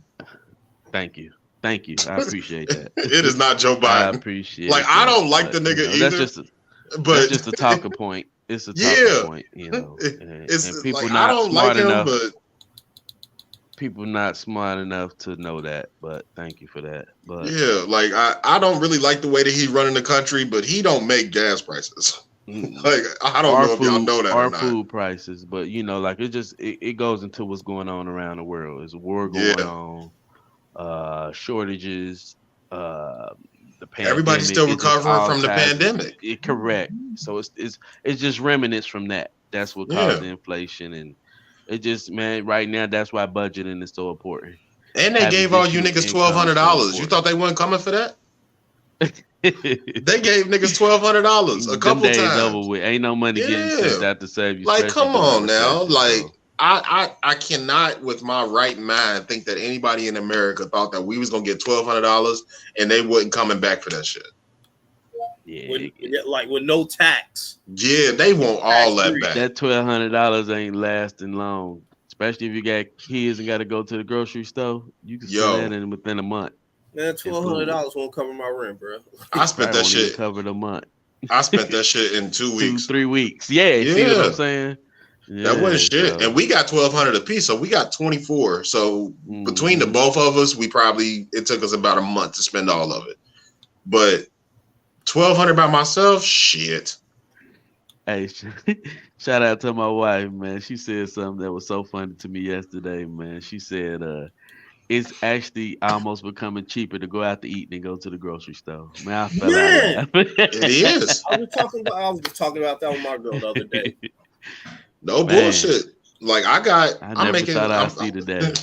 I'm frying chicken for dinner tonight, right? Yeah. So a 2.5 bag of chicken from Kroger's is $8, and I do a 4 pound bag and a 2.5 pound bag because that's how much. You know what I'm saying? There's five of us, so um, but I spent $20 just on the chicken. Like that ain't sides, hmm nothing, bro. I can go to Domino's and get 4 pizzas for $24.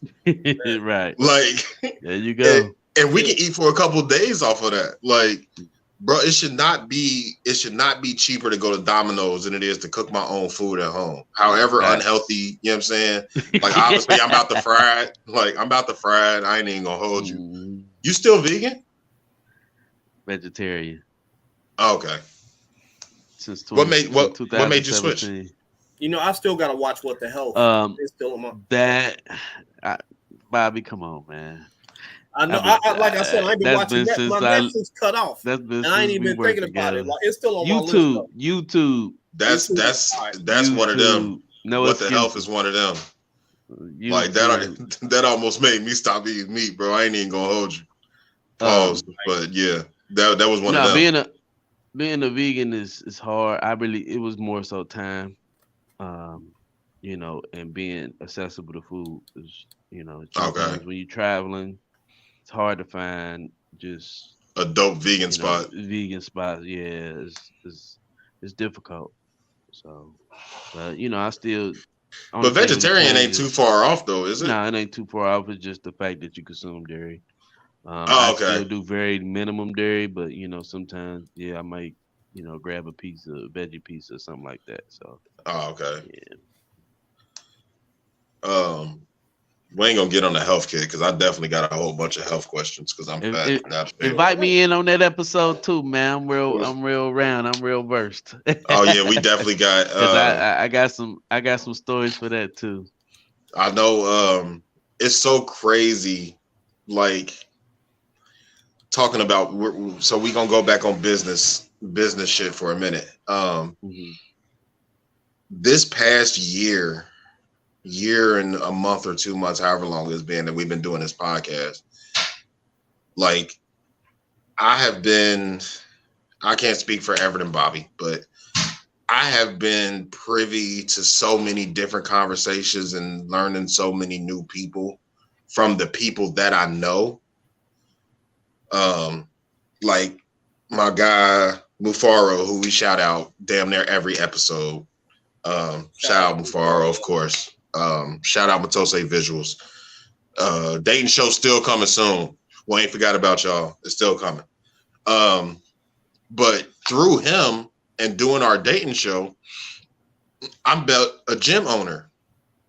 And while we were doing, the Dayton show and stuff, I had the opportunity to interview her. And after the interview, we chopping it up. Like me, her, and Mufaro, we just chopping it up. And I'm just like, I didn't realize I was always one of those people that just kind of know motherfuckers, like around the city. Like I just know people, like whether it be through work or school or yeah, I'm a talker. So, you know what I'm saying? If I get in the room with anybody, we can hold a conversation. But I'm starting to realize that like how big a network can be just by knowing somebody. Like I know you. Like if I just drop a name, you know what I'm saying? Like not even on some let me get in type shit, but oh shit, you know Malcolm? Yeah, I know Malcolm. I used to work with him and such and such and such and such. And then me and that person can build a relationship just off of knowing your name. Right. Like it's starting to get to the point now to where our network is so vast where it's like if we not doing something, like I feel fucked up. Like we got way too many opportunities and we like as a collective, as the Normal Convos pod, like we know so many people that even if this whole construct never does numbers, we can go out and still make not necessarily a difference, but we can go out and do something with our lives.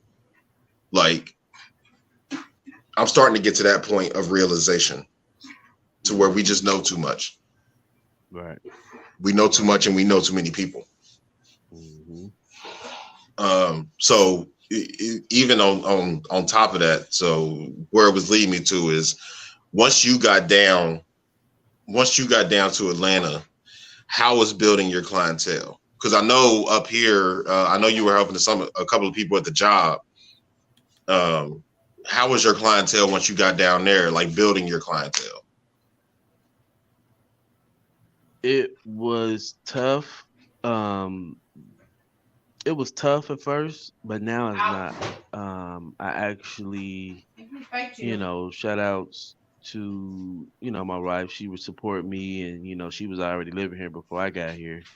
Plus, I lived here before, so I got a small little network of people I knew from when I previously lived here, which I, through social media, we still kept in touch. But for the most part, it's just getting out here. Now I'm going to networking events down here. I'm going to the business seminars down here and meeting people in place. And then, um, I, the word of mouth is going around. Like it's like basically I'm getting referrals a lot from down here, and it's just based off of one person. You know what I mean? And she comes into contact with a lot of people. Right. So yeah, so now the brand is building, and then I went and took part in the first time home buyers seminar down here. It just by faith, somebody added me on to their Facebook page. I seen that they was doing it, and it was a sold out event. I'm like, hey, I love to come.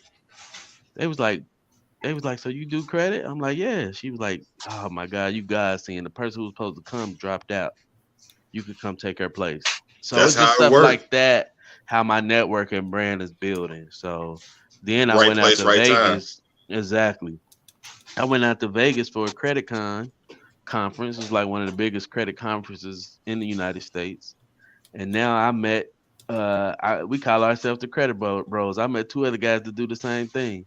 And now we Yeah. best friends. We meet up, we hold each other accountable, we talk about our business, our problems we face.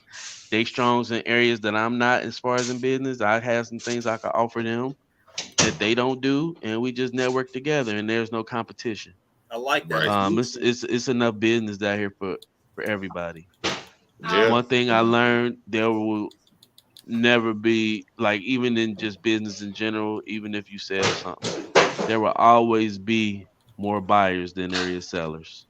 Mm, Always. Always. So it's always gonna be more people that's that game, need y'all. services. Yeah, I'm dropping them. Listen, but there will always be more buyers than there is sellers. So don't feel free, like, market oversaturated. For example, I'm gonna take it back to the Turo. I put it out there because I want people to do that to make that money. It's gonna always be more people needing to get around and get cars, and cars breaking down. They need to rent, or they traveling in your city. You can make money. I ain't trying to hold this information. I want to put it out there. So, hey man, I it's love enough that. money out here for everybody, man. It's just But that's about another changing the problem in the mindset. black The community. mindset. Pride is kept. What's that? Change that mindset, man. People like having information and like hoarding the information like it's gonna hurt you to teach somebody something. Oh Mm-mm. yeah. That's another problem with us, man. I ain't gonna perk, but Yeah. I'm glad you doing that, like teaching people and all that, and not being Oh stingy yeah. with the knowledge. We I'm need gonna that. provide. I'm gonna provide knowledge whether you a client of mine or not. I got a Facebook credit Man, get group an called air Next horn for Level that shit, Credit. man. God damn. I I'm drop working on gems. that. I do we when I do my first time home buyer seminars, we don't charge for that. And I take my own money. I fly up there to Cincinnati and be a part of that. You know what I mean? So that's free of charge. So I'm a vessel for the community, Yeah. And definitely. I Amen to think And that, I man. love I'm what I happy do, and I sound want for to you. see everybody win. I know yeah, I how think having good credit and financial literacy changed my life, and it could do the same. Because I came from nothing too. So yeah. And I think that's one of those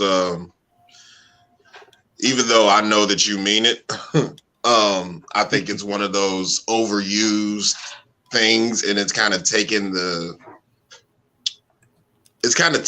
meaning out of it. Where it's like, oh, I came from nothing.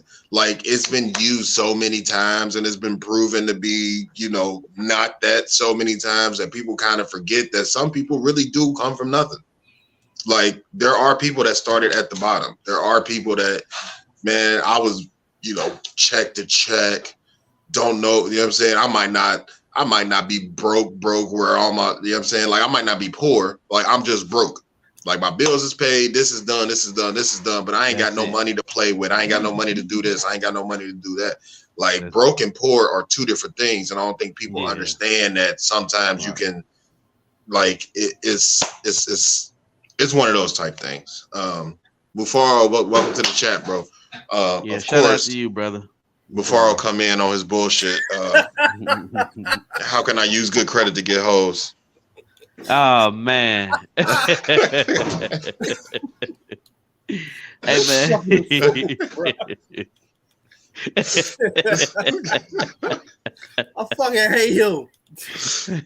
Get you a nice car, nigga. Yeah. Hey man, he's silly, It's man. He's stupid. silly How for you that use one. credit to get hoes. Which is kind of funny that he asked that, because my next question is not directly that, but it's what opportunities and advantages have you become accustomed to because of having good credit?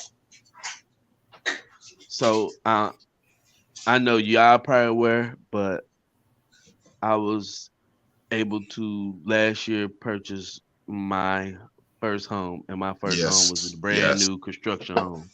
I never Hey. thought I would, I'm a thank you. I just remember the days when I, driving for live for Uber, and you taking people to these nice neighborhoods and they nice houses. It's like, man, how do you Like, get this? man, where mine How at, can I man? Yeah. do, like, I want to be I here one need day. this.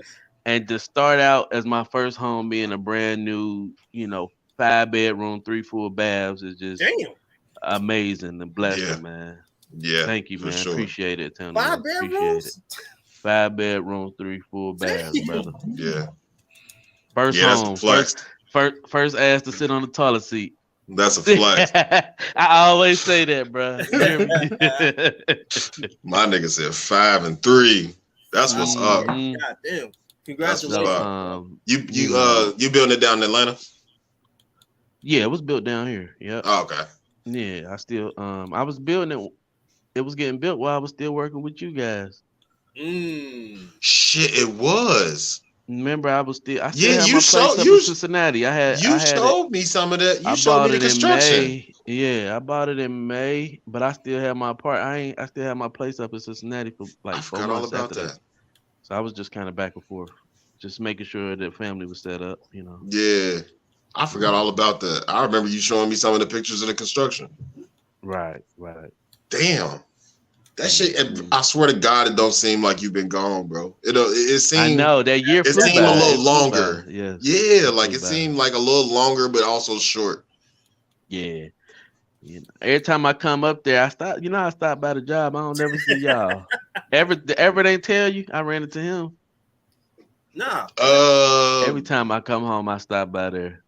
I ain't seen or no, yes he did. I think that was how Yeah. it started. I think that was the No, whole I'm talking about just a couple last month.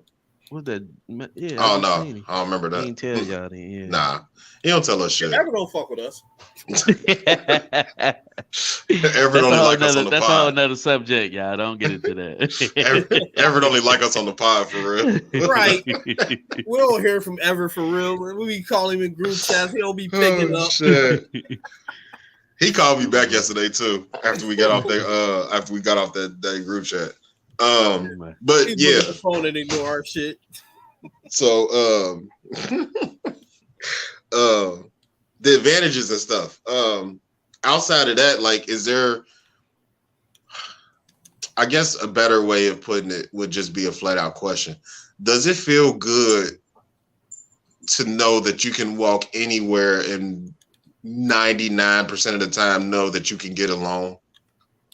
Like, how does that freedom feel? I think mine's like more so 99.9, but look at that. But it's an awesome feeling, man, cause I know where I came from. And I know how it felt. Like, you just trying to get something to get back and forth to work. And they telling you, yeah, you can get it, but you're gonna have to pay all this stupid, like pay for it with a high interest rate, and you paying $500 for a car that ain't worth that. Like, it's for real your dignity, man. Like, so now it's just like I'm in a better position. It's kind of scary at the same time because you still can make bad decisions. Yeah. Like, I'm gonna just give you a quick example. For example, I did a pre-approval to see how much I can get for a car loan, and it came back.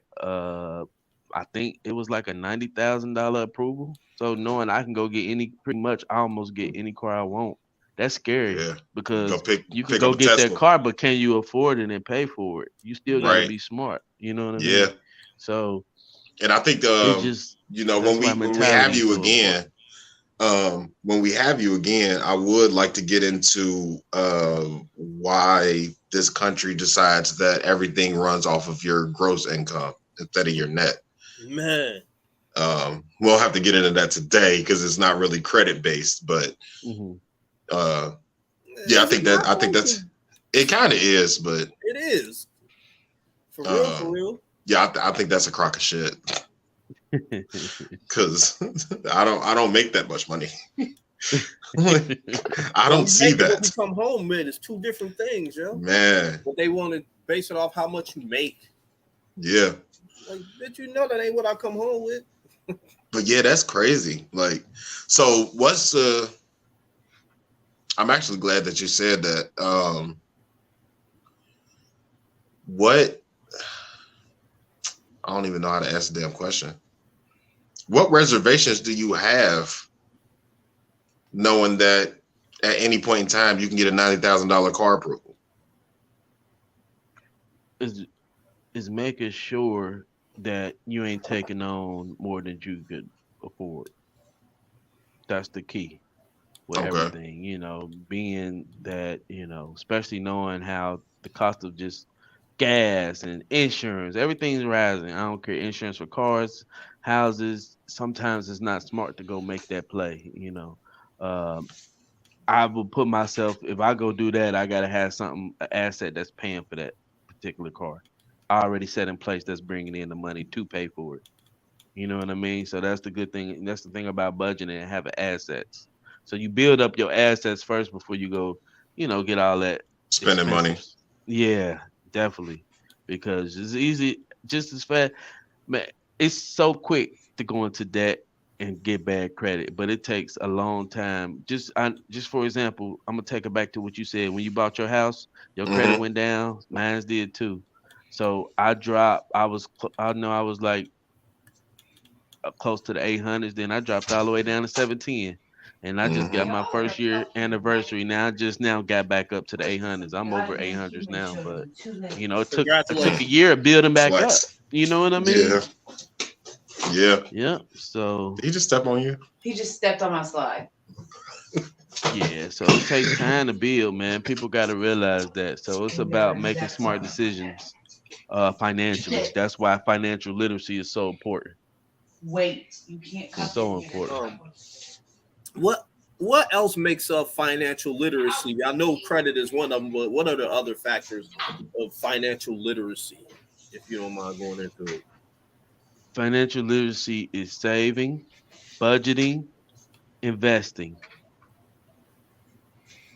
That's Saving, pretty simple. budgeting, and investing. Okay. So if you got a hold on all three of those, you'll be straight out here. Okay. Definitely.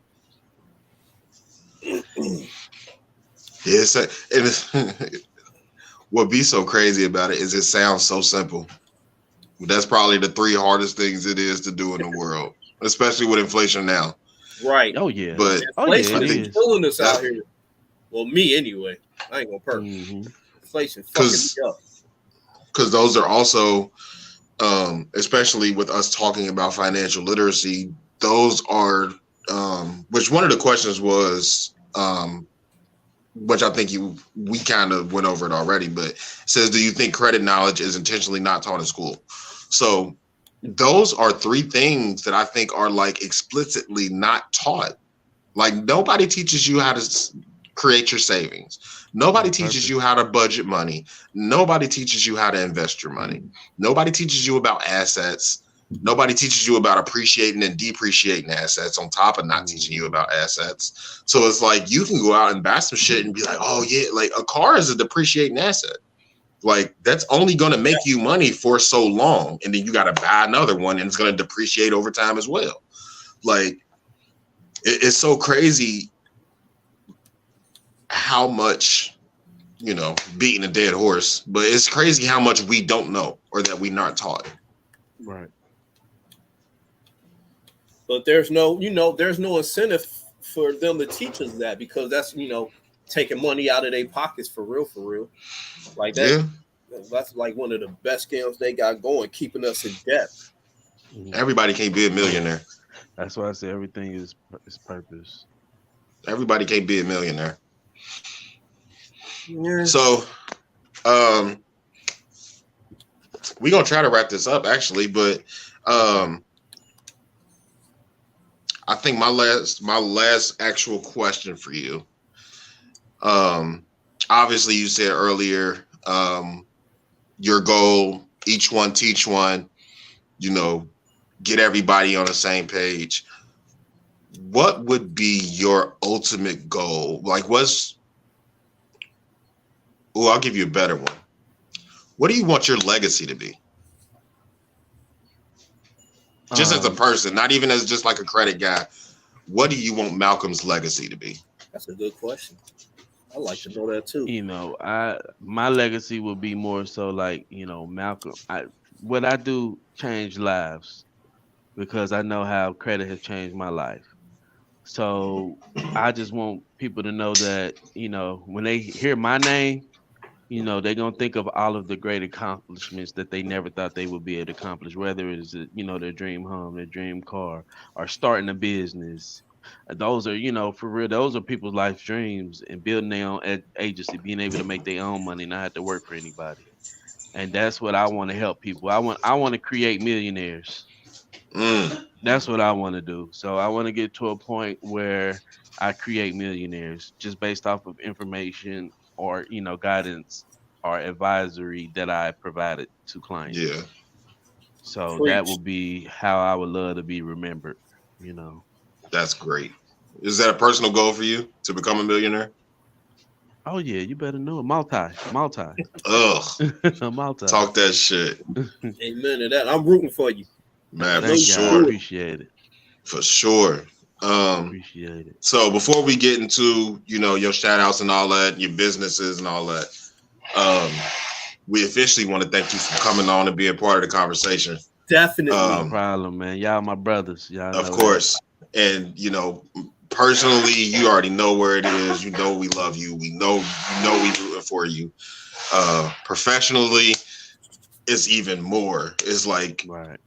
seeing that excellence. Like we Right. preach excellence. We preach black excellence. We preach breaking out of the norm. And look at you out here embodying that shit. So you are definitely everything that we talk about on this podcast. So we do want to thank you for joining us and giving us these gems, because just the beginning. I'll be back. yeah, oh, for sure. We Hell, definitely thank you again for putting me I- on the Uber and Lyft. Anybody man, who puts no some money in my problem, man. pocket, is cool in my book.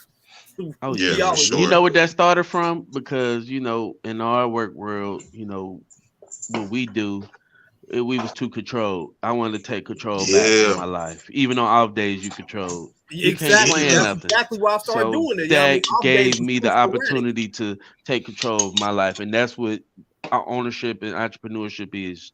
You take control and freedom of your life. So Yeah. now, my life ain't around my work. My work is around my life. So that's the Mm. difference, man. Yeah, that's what I'm trying to get to. Hell yeah. Yeah. It'd be so funny because I tell people all the time, "Oh, what's up with you?" I'm trying to get rich, bro, so I can quit this fucking job. Like I ain't even trying to get. Hey, I quit before. Yeah. Hey, you ain't gotta wait till you rich. I took a leap of faith. I wasn't rich. I still Right. jumped out and started what I'm got going. And I think that's where And I'm gonna I keep think going. that's more where I'm at now. Like I think I was saying as more of an oxymoron. Mhm. Is I just want to get to a point to where I don't have to rely on a 9 to 5 to pay my bills Facts. every. And You know that's what what I'm I saying? call building your own agency. So I'm Yeah. gonna drop y'all with one more gem, man. People ask me, hey, what do it take? What can I do to start, get started entrepreneurship? And you know what one main thing I tell people, I said, focus on your gift, what you're strong in. And it will help you in entrepreneurship. So if you good at customer service and training, just focus in on that. And companies will hire you to do that. So what you want to do is focus on making yourself as valuable as possible. And you will never have to chase money. Money will chase you. I'm gonna leave y'all with that. I might make that a shirt. Hey, I just need royalties. Don't chase money, make money chase you. Look at my man's here, man. Make yourself Oh, as yeah. valuable as possible, and you will never have to chase money. Money will chase you. Facts. That's a Oh, tagline. I like that. Yeah, we might have to snatch that. That might become the taglines for the end of the episode for sure. Well, no, Yes, I ain't gonna sir. bite mountains. I already bit one from my Uncle Phil. So Man, shit. Education is It's elevation. elevation. There you go, Like- right there. I learned that from somebody on TikTok. His name is Conscious Lee. He's a Mhm. teacher, activist, teacher. Like he teaches. He gets on TikTok and he teaches. But that was the first time I had heard it, and I was kind of following him for a minute, and I'm listening, and he's gotten a couple back and forths with some of the other people that are smart on TikTok or that like to debate and stuff like that. But one of the first times he said it, come to think, I kind of forgot what he was even talking about. But You at the remember that, end, though. yeah, but I remembered education is elevation. I was like, damn. And ever since then, I've been screaming it on the pod. Like it's just Right. it's one of those things. So, yeah, shout out to Conscious Lee. Maybe we could try to get him one day. But with that education, also you got to implement it too into your life. So Big Yeah. facts. people learn stuff, and And don't apply but it. do they implement it or apply it? No, that's the big key. Yeah. So Yeah. All right. So let's wrap up and get out of here. I guess we can start with you, Malcolm, if you want to shout out your businesses, any that you have. I know you said you were working on one. Where people can find you, phone numbers, anything like that. If you have a storefront or anything, where you'll Okay, be, like if you have anything coming up in the next month or two or something. I know I'm working on being a vendor down at the Black Family Reunion, setting up a booth They down still there. do that? Yep. That's So I'm still gonna a try to thing? make it Swear to up God. there. If not, I'll have my business partner there with all our information down there. So I know that's something we working on. Also, Juneteenth Woodline, we're gonna have a vendor. We're gonna be a vendor there set up. Okay. Um, it's June. It's some. I think it's at Woodline Park or something like that. But it's something in Juneteenth. So as of right now, that's what we're working on. I do credit consultations. So if you're trying to, increase your credit, you're trying to remove negative items, inaccurate items off your credit report, my company is the one you want to talk to. I also do tax preparation. So, and not just I do personal and business. So, my website is www.nextlevel-financial.com. That's where you can book your consultation. Also, if you go to my Instagram, which is Malc D, that's MALC, D is in dog, EE. I got a link tree up. All my bookings and consultations are there. If you want to check your credit report, if you want like to start building credit, I got credit builder links all on my link tree. I'm like I said, I'm here for the people. You ain't even gotta book a consult, but you still could start working on your own credit just off the credit builder links and check your own credit score. That's so important. And I'm Malcolm McCall on Facebook, and I have a Facebook next credit group. It's called Next Level Credit. I'm dropping just gems like some I dropped on the episode. I try to get post that weekly for my people that's in that group. And that's just free information. I just want people to learn this thing called financial literacy because I know how important it is and how much it could change your life. Facts. Amen to that, man. So you got any shout outs? Anybody to family, friends, business partners, anything like that? Yeah. Shout out to y'all for having me. Oh yeah, Oh, yeah, for thank you sure. for Definitely, being here, man. For being sure. part of y'all program. Shout out to my business partner and in-house realtor Tania Jones. And just shout out to my family and just shout out to all everybody I used to work with back at home, that supported me, that came some of my clients, and shout out to my clients I got now or in the past. I wouldn't be here for today if it wasn't for you guys. So Yeah. just And for those I watching or appreciate it. listening, not only will he consult you, he will also post your wins. Oh yeah. So, it ain't just, him, taking your money and consulting you and all that type of stuff. Like he also gonna post and let you know or let people know like, hey, look, this works. What it is. Yeah. This works. Like he ain't just capping. He ain't just hot capping here, yo. Yeah. Oh, So no. yeah. He is legit. Let's make the difference. Let's make the difference. For sure. So yeah, it's been another episode. I guess Bobby, you wanna do your taglines? Yeah. Anime and video games are life. Shout out to my kings and queens out there. Keep striving to be excellent because y'all already are. Thank you to all the fans, the supporters, the listeners, anybody who gave a like, share, comment, anything like that. Shout out to all the people who commented today. Beam, Mufaro, Tremaine, Tex. Shout out to y'all. Because there's no us without y'all. There is no comfort in your growth zone. There's no growth in your comfort zone. And if it don't scare you, you're too comfortable. Get out your comfort zone and grow. And Facts. last but not least, You can make millions or you can make excuses. Can't do both. Shout out on Bars. And on the fucking, I didn't do none of our announcements at the beginning.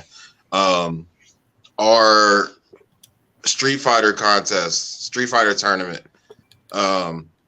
be the change you want to see in the world. Text my guy. Street Fighter tournament this Saturday, June 18th, 8 p.m. We're still looking for contestants. Super Street Fighter 4 on Xbox. If you want to sign up, all of the details are in our link tree. We have our sign up form in the link tree. We will be going hard on promotion this week on that because we are missing people. As of right now, it'll be me and Bobby fighting each other. But either way, we doing it. So, you know what I'm saying? You either gonna come and watch me and Bobby fight, or we gonna have an actual tournament. But that will be this Saturday, live on Normal Convos Pod Gaming Division.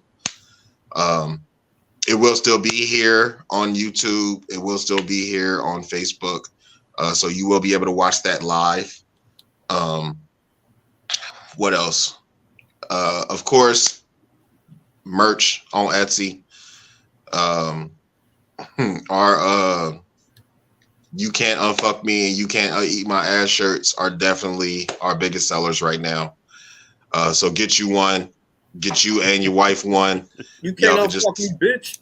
Like, y'all talk shit to each other all day. Of course, we got the classics still up there. We still got the jogging suit. I am working on cups right now, cups with straws. So those may be coming up at some point this week. So if anybody wants a Normal Convos cup, those also can be personalized. I can put your name on the lid if you want it. So when you order it, just, throw something in the notes. Let me know if you want it personalized or not. Patreon. Our Patreon is our Patreon. Patreon.com/Normal Convos Pod. I think that's all for announcements. When the facts change, I reserve the right to change my mind. Success is a mind state. Failure is just as much a mind state as success.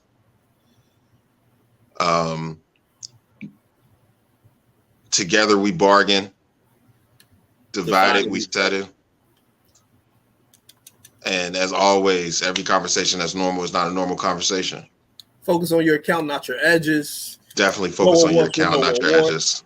Yeah. Get your own taglines. All that shit. All that good shit. But for our viewership, thank y'all for joining us on this Monday again. Y'all have a good Monday. Be productive. Everything you do this week, make it productive. It does not have to be monetary gain, but just do something to make your life a little bit better. For my Wednesday people, our listenership, happy hump day, happy Wednesday. Hump something if you can. Hump something for me. And we'll fucking holla. Thank you again to Malcolm, Next Level Financial Solutions. Yes, We'll check y'all next week.